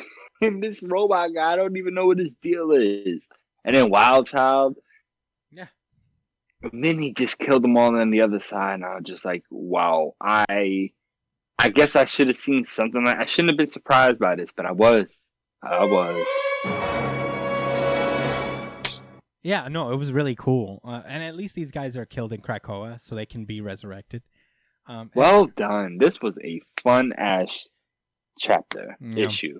Also, issue. Empath makes it through, but he dies right on Krakoa, so he is also able to be resurrected. Oh, yeah, Empath makes it to the gate. Yeah. Yeah. So now after all the thing, he's like, okay, cool, the smoke is settling. We had to do the thing. Sorry, guys, I had to use the black smoke for the cameras. And he tears his clothes up, and he goes running like, oh, no. He said, my sweet holy God, help. There's been a terrible attack. My precious Hellions, they're dead. What a fucking dick. But with that, we move on to our next and final X book of the week, Cable number 6, which is 10 of Swords, part 19 of 22. We're getting to the end. And my VGI. Whoa. Certified VGI. I'll say this, Hellions was mine. all right. VGI. Hellions was really cool. But I am gonna give my overall umbrella thoughts on the event so far. Mm-hmm. But after this issue. Yeah, gotcha. So we pick off pretty much immediately where we left off. The remaining members of the council gather around because Sinister is back, and he's pleading his case that they just destroy the gates and, fuck everybody who's over there. Of course he'd say because, again, what a fucking dick. And essentially, they're like, we can't do that, Sinister. Jesus Christ, come on. Essentially because Krakoa doesn't want it to happen that way. Yeah, he's like, first of all, it's kind of out of our hands. Like, our whole situation is defunct. But I don't think they understand that they're all going to lose like that. Mm-hmm. Well, you know what I'm saying? When Saturday Night Show Wolverine that future, I was really shocked. Like, whoa, they lose, huh? Mm-hmm. Yeah, I was thinking maybe they take Krakoa. Well, they were against to the rest of the world, like even more so. But I didn't think they was gonna cream everybody. Sheesh. Yeah. They were against this whole thing from the start, but I don't think. I think that it's literally they would be more open to it if Krakoa was, because Krakoa is not hearing any of it. Krakoa is like, you leave that fucking gate open. But we cut back to Otherworld where the next competition is going, and hey Coco. Yeah, oh, you see her? Mm-hmm. Yeah, she came. Anyway, the next competition is starting, which is between Cable and Bay the Blood Moon, which is a straight battle to the death, and not a fake death either. This time for real, like you die, you lose. Yeah. And Bay the Blood, like Cable's evaluation is just like, she's pretty good, but she's not better than me. Like Cable can beat the Bay Blood Moon, and he uses the power of the sword. And shocks her and takes her down. To stun her, yeah. Mm-hmm. And he has the sword over her head. He's like, all right, cool. I'll just make this a clean kill, and then I'll block the vision. He has a moment of hesitation where he's like, I'll block the view so Doug doesn't have to watch her die. And Gorgon's in the back just like, do it. Like Palpatine. Do it. Like Palpatine, the thirst bucket. Gorgon's like, kill Mace Windu. He didn't have to kill him at all, man. I didn't realize that. I get why a lot of people didn't like the fucking first 3 movies, man. I get it. So yeah, Gorgon does it, but Cable doesn't get to do it. Bay the Blood Moon kicks him in the face and knocks him over, and then starts just bashing his head into the ground, breaks his arm, and that's when Doug Friend breaks in and he's like, stop! He's already beat! He can't take anymore! Basically throws in the towel for him. And Saturnine is like, all right, I'll allow it. But Arakko gets the point. So, Cable walks off defeated, and then he tries to get in psychic contact with Jean Grey, his mom. Like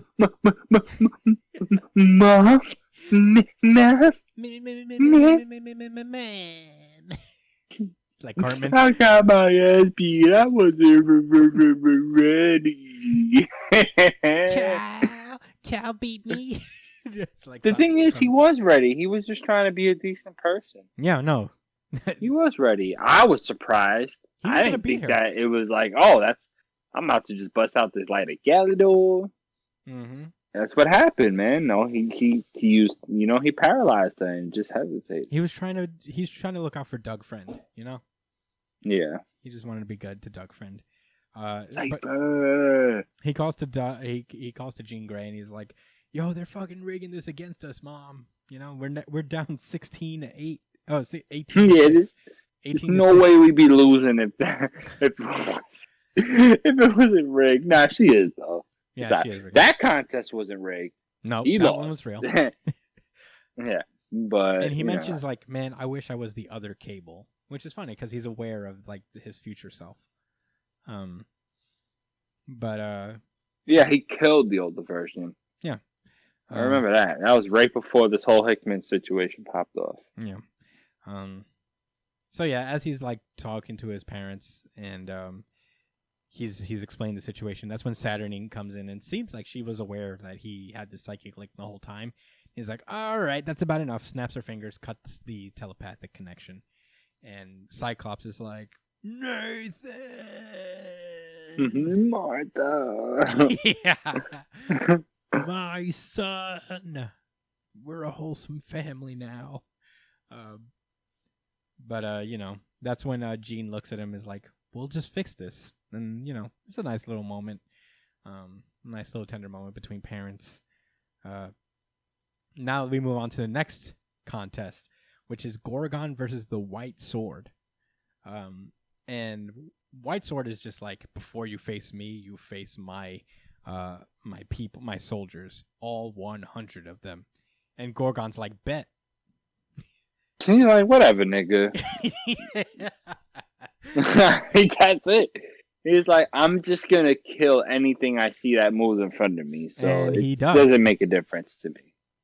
Yeah, he keeps sending him more and more of his soldiers. Starts with 1, then 2, and then all of them. 3. Yeah. 3 Yeah. at a time, then 4 at a time, and yeah, it was getting bad, man. Yeah. I'm sorry, guys. Yeah, it's not great, but Gorgon was putting in hella fucking work. Yeah, he was. But what kind of got me tight was that he froze one person, and one of the other soldiers immediately was like, take his eyes out. So he lost his eyes early in the game. Yeah, they figured that And I was out. just like, God damn it, Gorgon. Isn't that kind of your thing? It's You should be able to use that with a little bit more technique and finesse than that. But you know what? It's not a manga. It's not about the battles, I guess. It's not about the battle. How cool would it have been though to see like Gorgon do like a cool anime battle where he? Oh my like, god! They would have if he would have been able to do all of these fights, like actually kept going. Like, here's my thing, right? Had they did the first, then the 2, then the 3, then the 4, then the 5, and then he jumped to like 10, like he did a skip, and then that's when it kind of was just like, all right, no more thoughts. It's just pictures of me slashing. Mm-hmm. I would have liked to see the technique at play, but you know what, man? That's not what this is about. And I'm gonna tell you guys this. I have more thoughts about this because it's about my overall thoughts on the event so far. But the fighting sent me a message. Mm-hmm. You know, American comics can do that well. You know, manga sends you messages through the combat, through the beauty of it, and you know sometimes they have a message too. But this fight impacted me, and it was enjoyable. Yeah, it made me a major fan of Gorgon now. If I wasn't already before, like I'm looking forward to everything else he has to be in. Anyway, did we finish? Did we say what happened? Nope. Because all of them goes on. They start fighting, and then Saturnine is counting every single one of these battles, like as a win for Krakoa. Every time he kills somebody, it counts as a point. So he's killed so many that he managed to get a slim lead over Arako. He didn't even he didn't just even it up. He got them up by 1. It was Mhm. 19 to 18 or something like that. And that's when War's like, oh wait, what? Shit. Huh? Yeah, you know the Mr. Krabs meme with that shit? Huh? Because they was winning by more than the double, right? That's Or something actually like really that. funny because, like, in those blurs, you could just see, like, maybe the White Sword soldiers charging. Yeah, right. Just what? And the funny thing Because is, they went from winning by a lot and just watching a cool competition. So, oh yeah, by the way, you guys are losing. that's the funny part too. What? Because Cable was like, "Yo, this isn't fair," and War was like, "Nothing's fair, little boy." And man, that feels real good to have this moment where like they learn that like their cheating is causing them to lose, and War's like, "No, fuck that shit." Stop, you fucking idiot! Like, stop it, please. And he's like, all right, that's all I enough. wanted to hear was you stopping from groveling. But I think there's more to it. I think he's just such an honor-bound guy, and he understands that there's some weirdness going on. And I think at this point, he thinks that this is just my theory, right? I feel like he is not stupid. He sees that things are clearly stacked in their favor for more reasons than one. And he just doesn't give a fuck at this point. It's not like he's trying to make them win, but now he's making a farce of it. He's like, nah, I don't give a fuck. You know what I'm saying? There's a reason he stopped at that point. Yeah. He could have kept going. He had to listen. He's Yeah. like, yeah, that's the reason why Saturday Night said it too. She waited until they said, yes, you guys, they're now up. You know? Yeah. There was everything. This was thought out, I believe. And he's just that real of a nigga. I did not. These Araco guys are cool. I'll tell you what. I hope at least the White Sword sticks around for the future of X-Men because he's Right? awesome. So he calls off the Yeah, rest of the man. goons and he's like, "All right, Gorgon, I got All some right. respect for you, boy. You went Big down. dog time.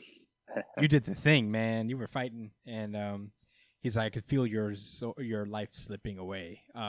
When I kill you, I will heal you and you will serve me." And Gorgon's like, "No, never. I walk my own path." And White Sword's like, "I could just impose my will." And Gorgon's like, "Not over me." And he just kills him, and he's like, "Ha, so be it." And he leaves him to die. And Apocalypse is like, "That is how a mutant dies, children." No. He says, look at this, guys. Like he's Check it. lecturing them. Look at this, mutants. He says, this is how a mutant dies. Like that. That's Like what I he said. tells them, listen. Yeah. Like, Respect look at that. this. Learn. Mm-hmm.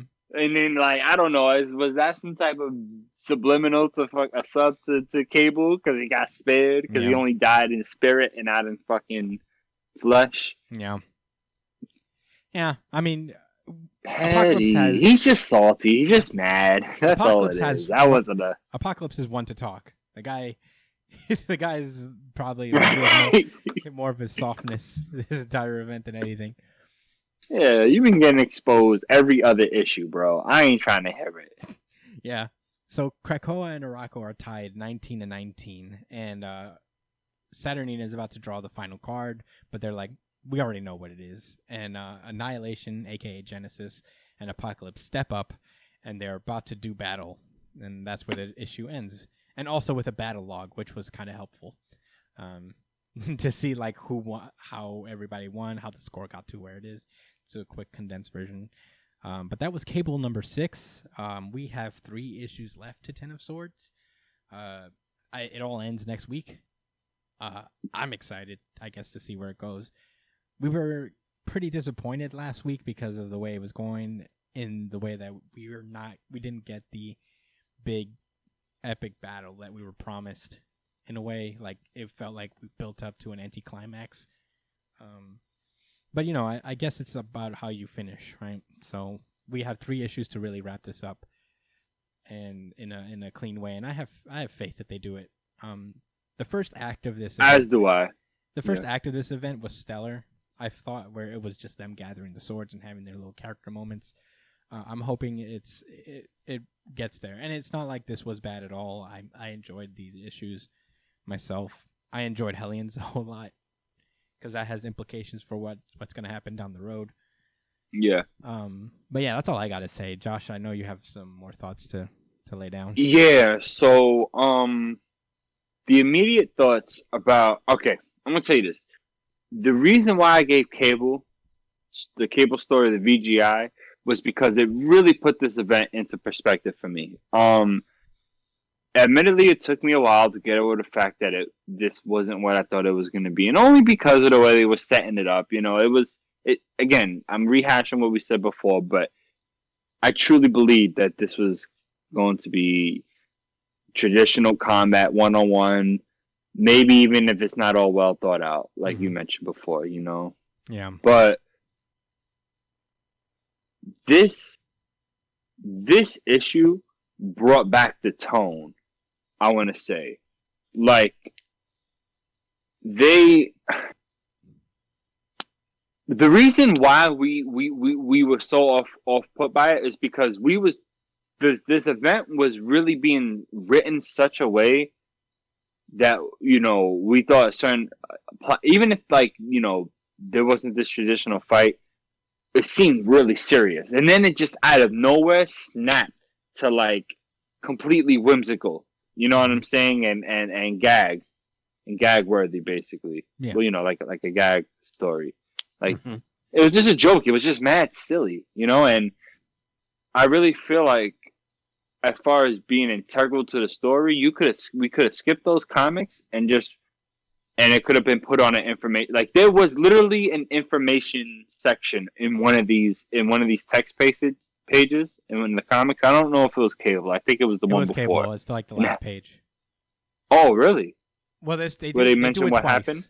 They do it twice, where they did it in X-Force, where the Mojo world gets information about how the battle's going. Which I wonder if that'll have implications down the road, but maybe. It's also at the end of Cable we get like just a battle log where they list every contest and show the score. What happened, right? They could have showed that, and honestly, it would have impacted me the same way looking at it in hindsight. However, I'll say this: Cable kind of smacked us with reality, and I don't think that kind of happened because of my interpretation, right? And I don't know, you tell me your thoughts too after this, right? I feel like, he kind of was lulling us to sleep in a way, kind of, like going through the motions, making this event really colorful and dope, because it is all about interdimensional travel through world. It's a magical thing, it was always more of like a sorcery and magical type of situation than like a space, scientific, different realities type of deal, so it's not like it didn't fit with the theme and of who Saturday is, because it really became something more of, way less of Krakoa versus Arakko and more so of Saturday playing the game, for whatever reason, whatever that reason is. But I believe there is going to be some type of drop. I don't think it's just purely out of sheer pettiness, and I don't think it's merely just in defense to defend her realm from Morocco and the Amenti forces. I don't think it's that, So I do have faith that's going to be revealed later in the line. But other than that, he lulled us into thinking shit was fun and games, and then this with Cable, the way Cable lost and how he kind of like phoned home to his mommy and daddy and cried. I cracked a joke about it, but that was real, yo. Yeah. He told, when he said, I wasn't ready, he was right. So there's no excuses, man. You put your life at risk and your loved ones, to suffer from your loss because you hesitated thinking of and keeping your eye off the prize. Right. I think it's very honorable, and as a human that holds those values, I respect it, but he wasn't ready. That's not what this was about. And that's real life, man. That's not just something for comic books.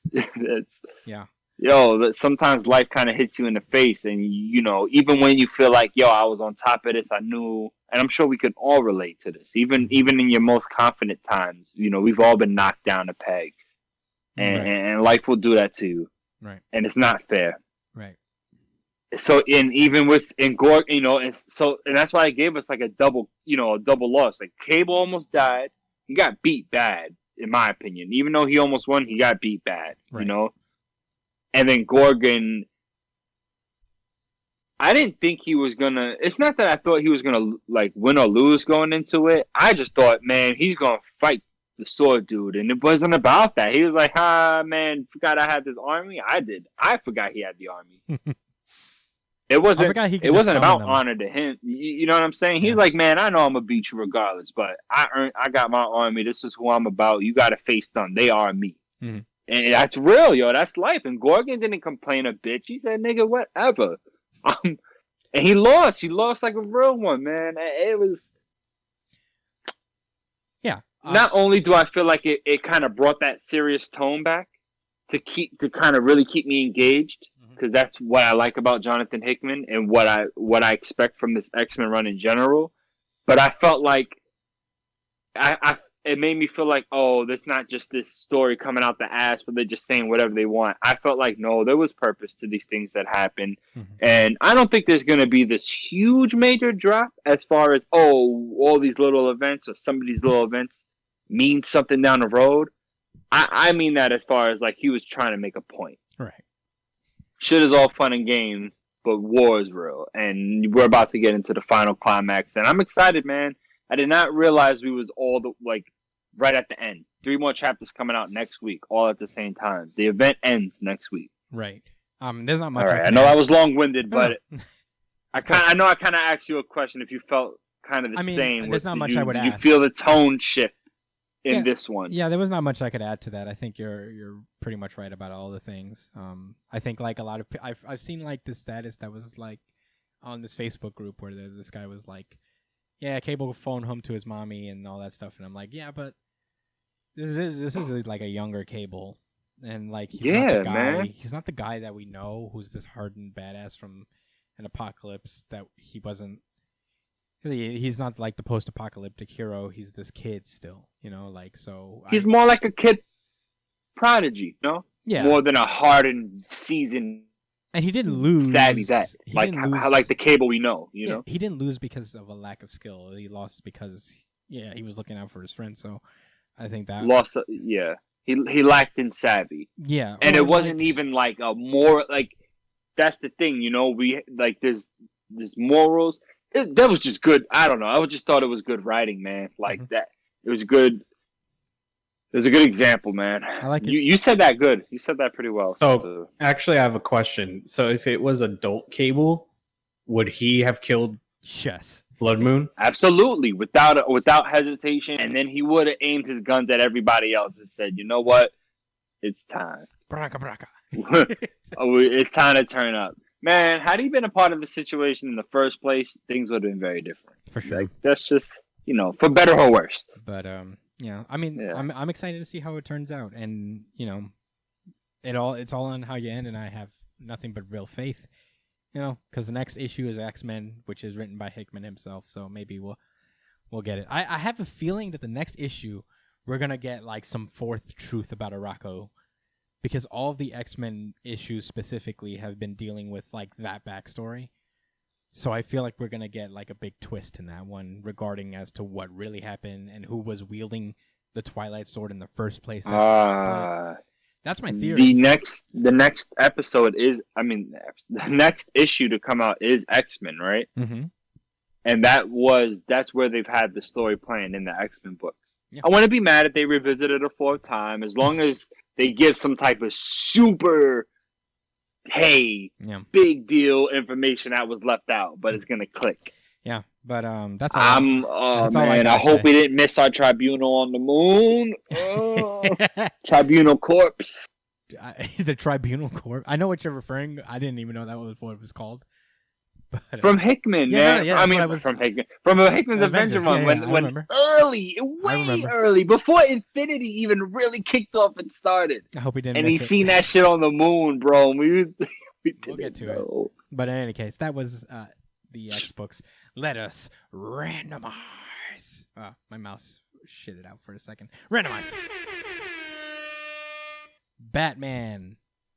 This is Batman number 103. This is our final issue of the week. This was very close to being my VGI, honestly. I'll give it that. We didn't have manga this week. And this made me feel the most nostalgic for manga. It starts out with Batman in the desert, just chilling, looking up at the moonlight, like a real protagonist from like Shonen Jump. And then his rival comes through, and he's like, he comes through and he's like, "That's not how it works. You don't get to schedule me in. Get up and fight." And he's like, "I'm not gonna fight you right now," And so his rival sits down and is like, "This isn't like you, Bruce." And they start talking about like, it sounds weird. Like, Bruce is like, "You sound annoyed," and he's like, "No, I don't feel things like that. I'm just irritated and inconvenienced." He's like, "I learned 3 martial arts and I wanted to fight you, bro. I want to be the Wizard King." And Bruce is basically like, "Yeah, no, I can't do it today. Today's the anniversary and my parents died." And at that point, that's when like he starts to just the Ghostmaker starts to just like, "No, you're brooding. I mean, this is your like fucking problem, is that you feel too much. Like, this is why you're gonna fail, is because you let your emotions lead you on, and it makes you vulnerable. Your ties and your emotional ties to things is what's gonna make me be the Wizard King instead." And I guess that lights a fire into Bruce's belly, and he gets up, pulls his sword out of the ground, and he says, "Oh, well," the last thing he says is like, "Caring makes you weak, Bruce." And Bruce says, "No, it doesn't." Does a cool fucking samurai pose, and we cut to the present as he speaks over in a narration, "Let me prove it to you." This dynamic between them is not corny or cheesy at all. I love it, dude. It is not. I don't know. It should be, but it's not. It's written well. They're little dynamic. Because he's saying, do you actually care? And you know what? At the end of the day, you know how that is, man. You know how it is with the characters that are rivals, where they don't really care, but they do. Mm-hmm. But the way he says it is kind of like, obviously this is someone that has value to him, for one way or another. Mm-hmm. So he's not lying in that regard, but he's just trying to tell him, like, "Yeah, listen, man, I don't think this is the life for you, bro." And Bruce is like, "Nah, it is. I'm the right person for it." Yeah, I goof around about being like this being like a shonen rivalry, and I mean it in a good way. I really like this. Yeah, no, like it's, bro, this is cool. I keep saying these broad, vague terms. It's just fun to read because it feels like good. Like this character, as far as I know, this character is original and just like is new. Yes, that's what it is. He's not like this. I feel like he's not being pushed in my face. Like, right. All the awesome things you like. I feel like this is fresh. Anyway, I'm kind of defeating the purpose by gushing over it. It also doesn't feel like it's an ass pull, like, "Oh, who was this guy?" Like, this guy I could see this guy existing in Bruce's life. But also not having anything to do with the last, thousands of things that's happened in the Batman comics. It makes sense. He's like, "No, that was the final straw. You kind of fucked up hard. Yeah. You let Bane take over the city. Then you let Joker take over the city. I'm scared what's next. I need to come in and save these people, bro. You're fucking up hard." It makes sense. Yeah, it's great. I don't necessarily agree, but I understand it's logical thinking. Yeah. So Batman tells the Clown Hunter to run. Fuck it. Get out of here. Book it, nigga. You're gonna die. I don't know if I could defend you all the way, bro. He's nice. Yeah, he's like, "Shit, you don't gotta tell me twice. I'm out." Yeah. Ghostmaker tries to go after him. Batman holds his cape and is like, "No!" And he's like, and Ghostmaker is like, "Yo, I don't actually care about this kid that much, but killing him would really spark a change in you, and that's why I'm doing it, is to show you that you're too soft." And meanwhile, Harley Quinn is just chilling in her apartment, talking to a plant because she thinks that like by talking through the plant she can reach Ivy. Probably true. Yeah.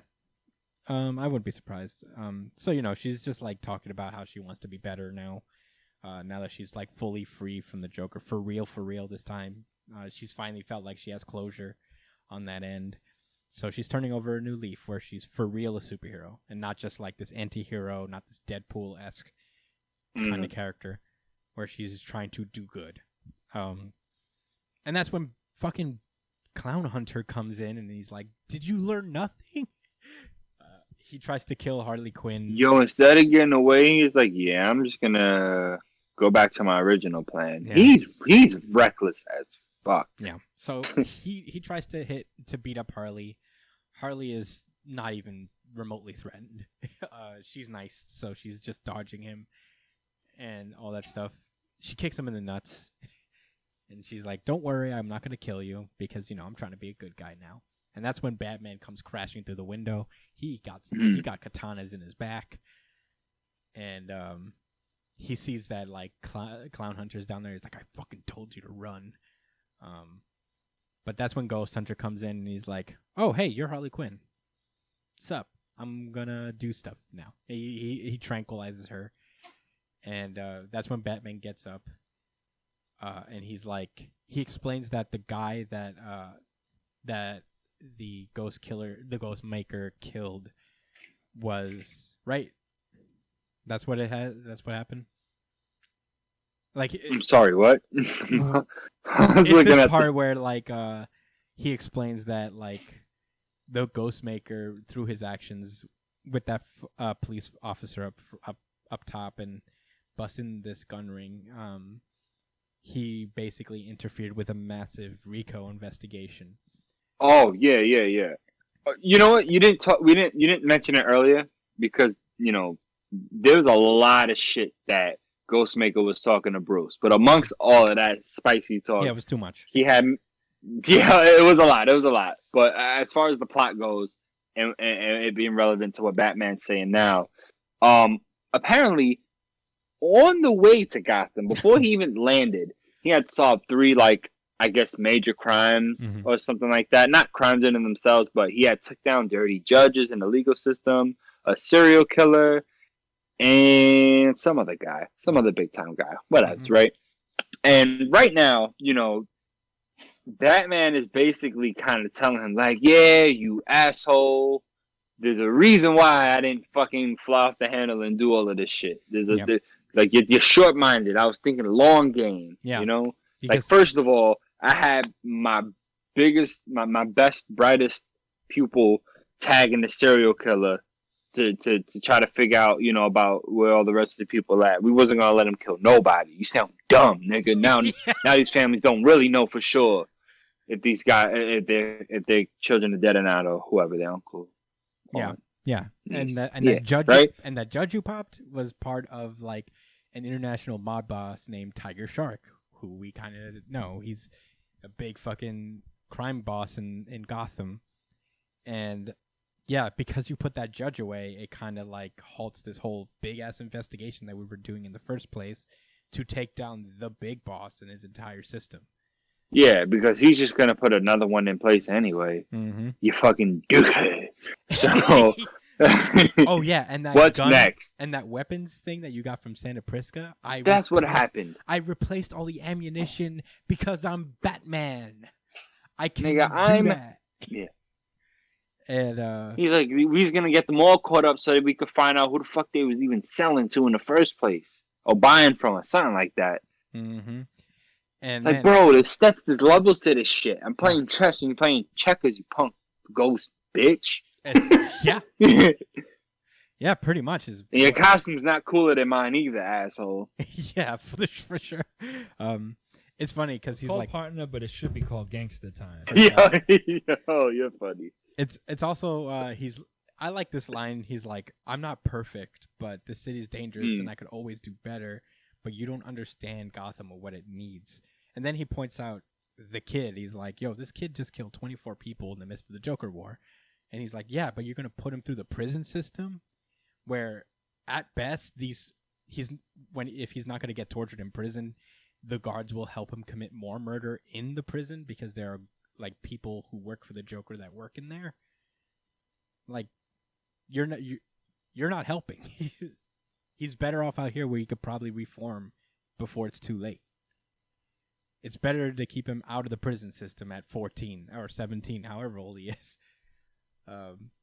And Here you go to juvie. Yeah. That nigga's going straight to jail. yeah, Like with the rest of the superpowered villains and non-superpowered villains, but equally lethal. yeah. And Ghostmaker's like, man, fuck that, and he knocks out Batman with the tranq dart, and he says, "I'm taking you off the field, and then I'm going to show you what Gotham City can be with a real crime." Oh man, another person's taking over Gotham. Holy shit! I mean, maybe he has a point. That did not occur to me actually. Maybe he has a point. It's just so... Oh well, you know. I'm joking. But yeah, that was Batman. Very close to being the VGI.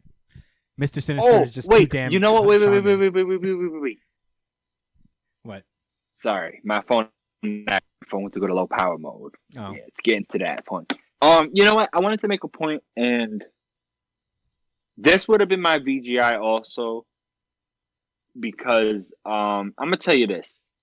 I interpreted this little conversation between him and Ghostmaker as, you know, asking what is law enforcement? You know, what is it really? You know, when we strip it down to its purpose. You know, now I'm not going to be the guy that brings up the history of law enforcement in this country, when it was created, because that's important, and who it was created for. But I will say this, Batman is looking at it like a fucking human, you know, because at the end of the day, these are people's lives. And I said this earlier in the podcast where, you know, I fully believe that you can't say that the lives of many outweigh the lives of one person. You can't. Again, me personally, I feel like it's wrong to measure lives. You know what I'm saying? Oh, you can't say that these people's. I just don't think it's like quantity matters. Like obviously, you want less people to die, but it shouldn't be such a trivial matter. If people want to, you know, ask me questions about that in the comments, I'll break that down one day. I feel like a long philosophical conversation, and I'm not even saying Batman believes this, but I'm just saying I really respect that where you're saying like, listen, like you know these people matter, even if they're criminals, and we have to go about it a certain way. I mean, everything Batman said about the criminals that the Ghostmaker already took out, I guess were situations where like, yeah, these are clearly bad people that need to be stopped. You know, where Batman was saying, no, this could have led to more other bad people being stopped. But with the clown hunter himself, which is the crux of my point that I'm trying to make, right? To put it all together. I was even looking at this clown, and this is why I feel like this is good writing, right? And I want you guys to also think about this. I did not care for Clown Hunter. I really thought he was just this emo-ass kid that was going around killing clowns, and it was just this character that DC wanted to, you know, that this Batman writer wanted to feed to us to be edgy and cool. But no, this is the ultimate point and test of what Batman stands for, and he's saying, yo, this is a fucking kid. Yeah, he's wilding out, and you know what? He needs to have consequences to his actions one way or another. But that's not putting him in prison with other bad people so that he can't better himself. No. And it's not ending his fucking life either. Because he, you know, the same kid that mustered up the courage to go face these other criminals and do what he had to do, and the amount of effort he put in thought and planning, that can be used for something positive and bright, you know, to help other people and make other people's futures better and our planet better. And that's real fucking life. Because you know why? Because I don't know anybody personally that this has happened to, but there's plenty of children, both black and white, but being real at more of a rate, black people. I'm not gonna be all fucking technically correct, all right?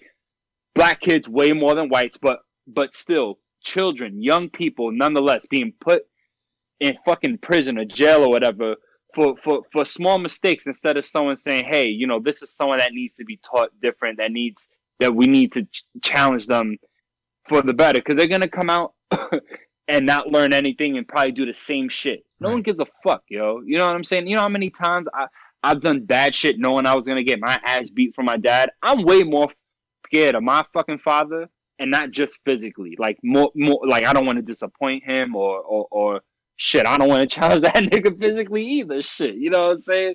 But and I still did dumb shit. You know why? Because I'm human and I didn't fully understand. Mm-hmm. I have regrets, but I don't think that I should have been locked up for any stupid shit I did. And I don't think I should have went to prison for life if I had made a mistake or someone else that didn't have that type of, you know, values taught to them or guidance in their lives to say like, oh, that's wrong. Like, you know, some people make mistakes and some people make really big mistakes, and they deserve for people to believe in them and say, listen, you could be better, because otherwise you might as well kill everybody that does something bad, huh? Mm. Yeah. I know. Oh man, I kind of. No, I didn't think it was gonna turn into all of that, man. But hey, I mean, you know, that's what the story brought out on you. I fucks with Batman, yo. I don't know how he was written back in the day, but the way he's been written recently, same with Superman. I like these DC heroes, man. They got a message. These writers put a really good message, and they're using these characters to flesh out these ideas. You know what I'm saying? I think another layer to like this battle strikes a chord, man. Yeah, I think that another layer to this battle is that like the Bat Hunter is the Clown Hunter is essentially like what he could have been Bruce, you know, like he watched his parents die too, and he's just seeing a kid who just went the other way, you know. So the Bat I didn't even mention that, but yeah, that's exactly. Bro, this is a kid that's been fucking traumatized, man. He got his, like you said, his parents murdered right in front of him. Mm-hmm. How the fuck would you respond? Most kids, because Bruce is an extraordinary person, but most kids would probably be in the same line of thinking as the Clown Hunter is. They want vengeance, you know? The battle for, like, the Clown Hunter's soul is pretty much the crux of each of their arguments.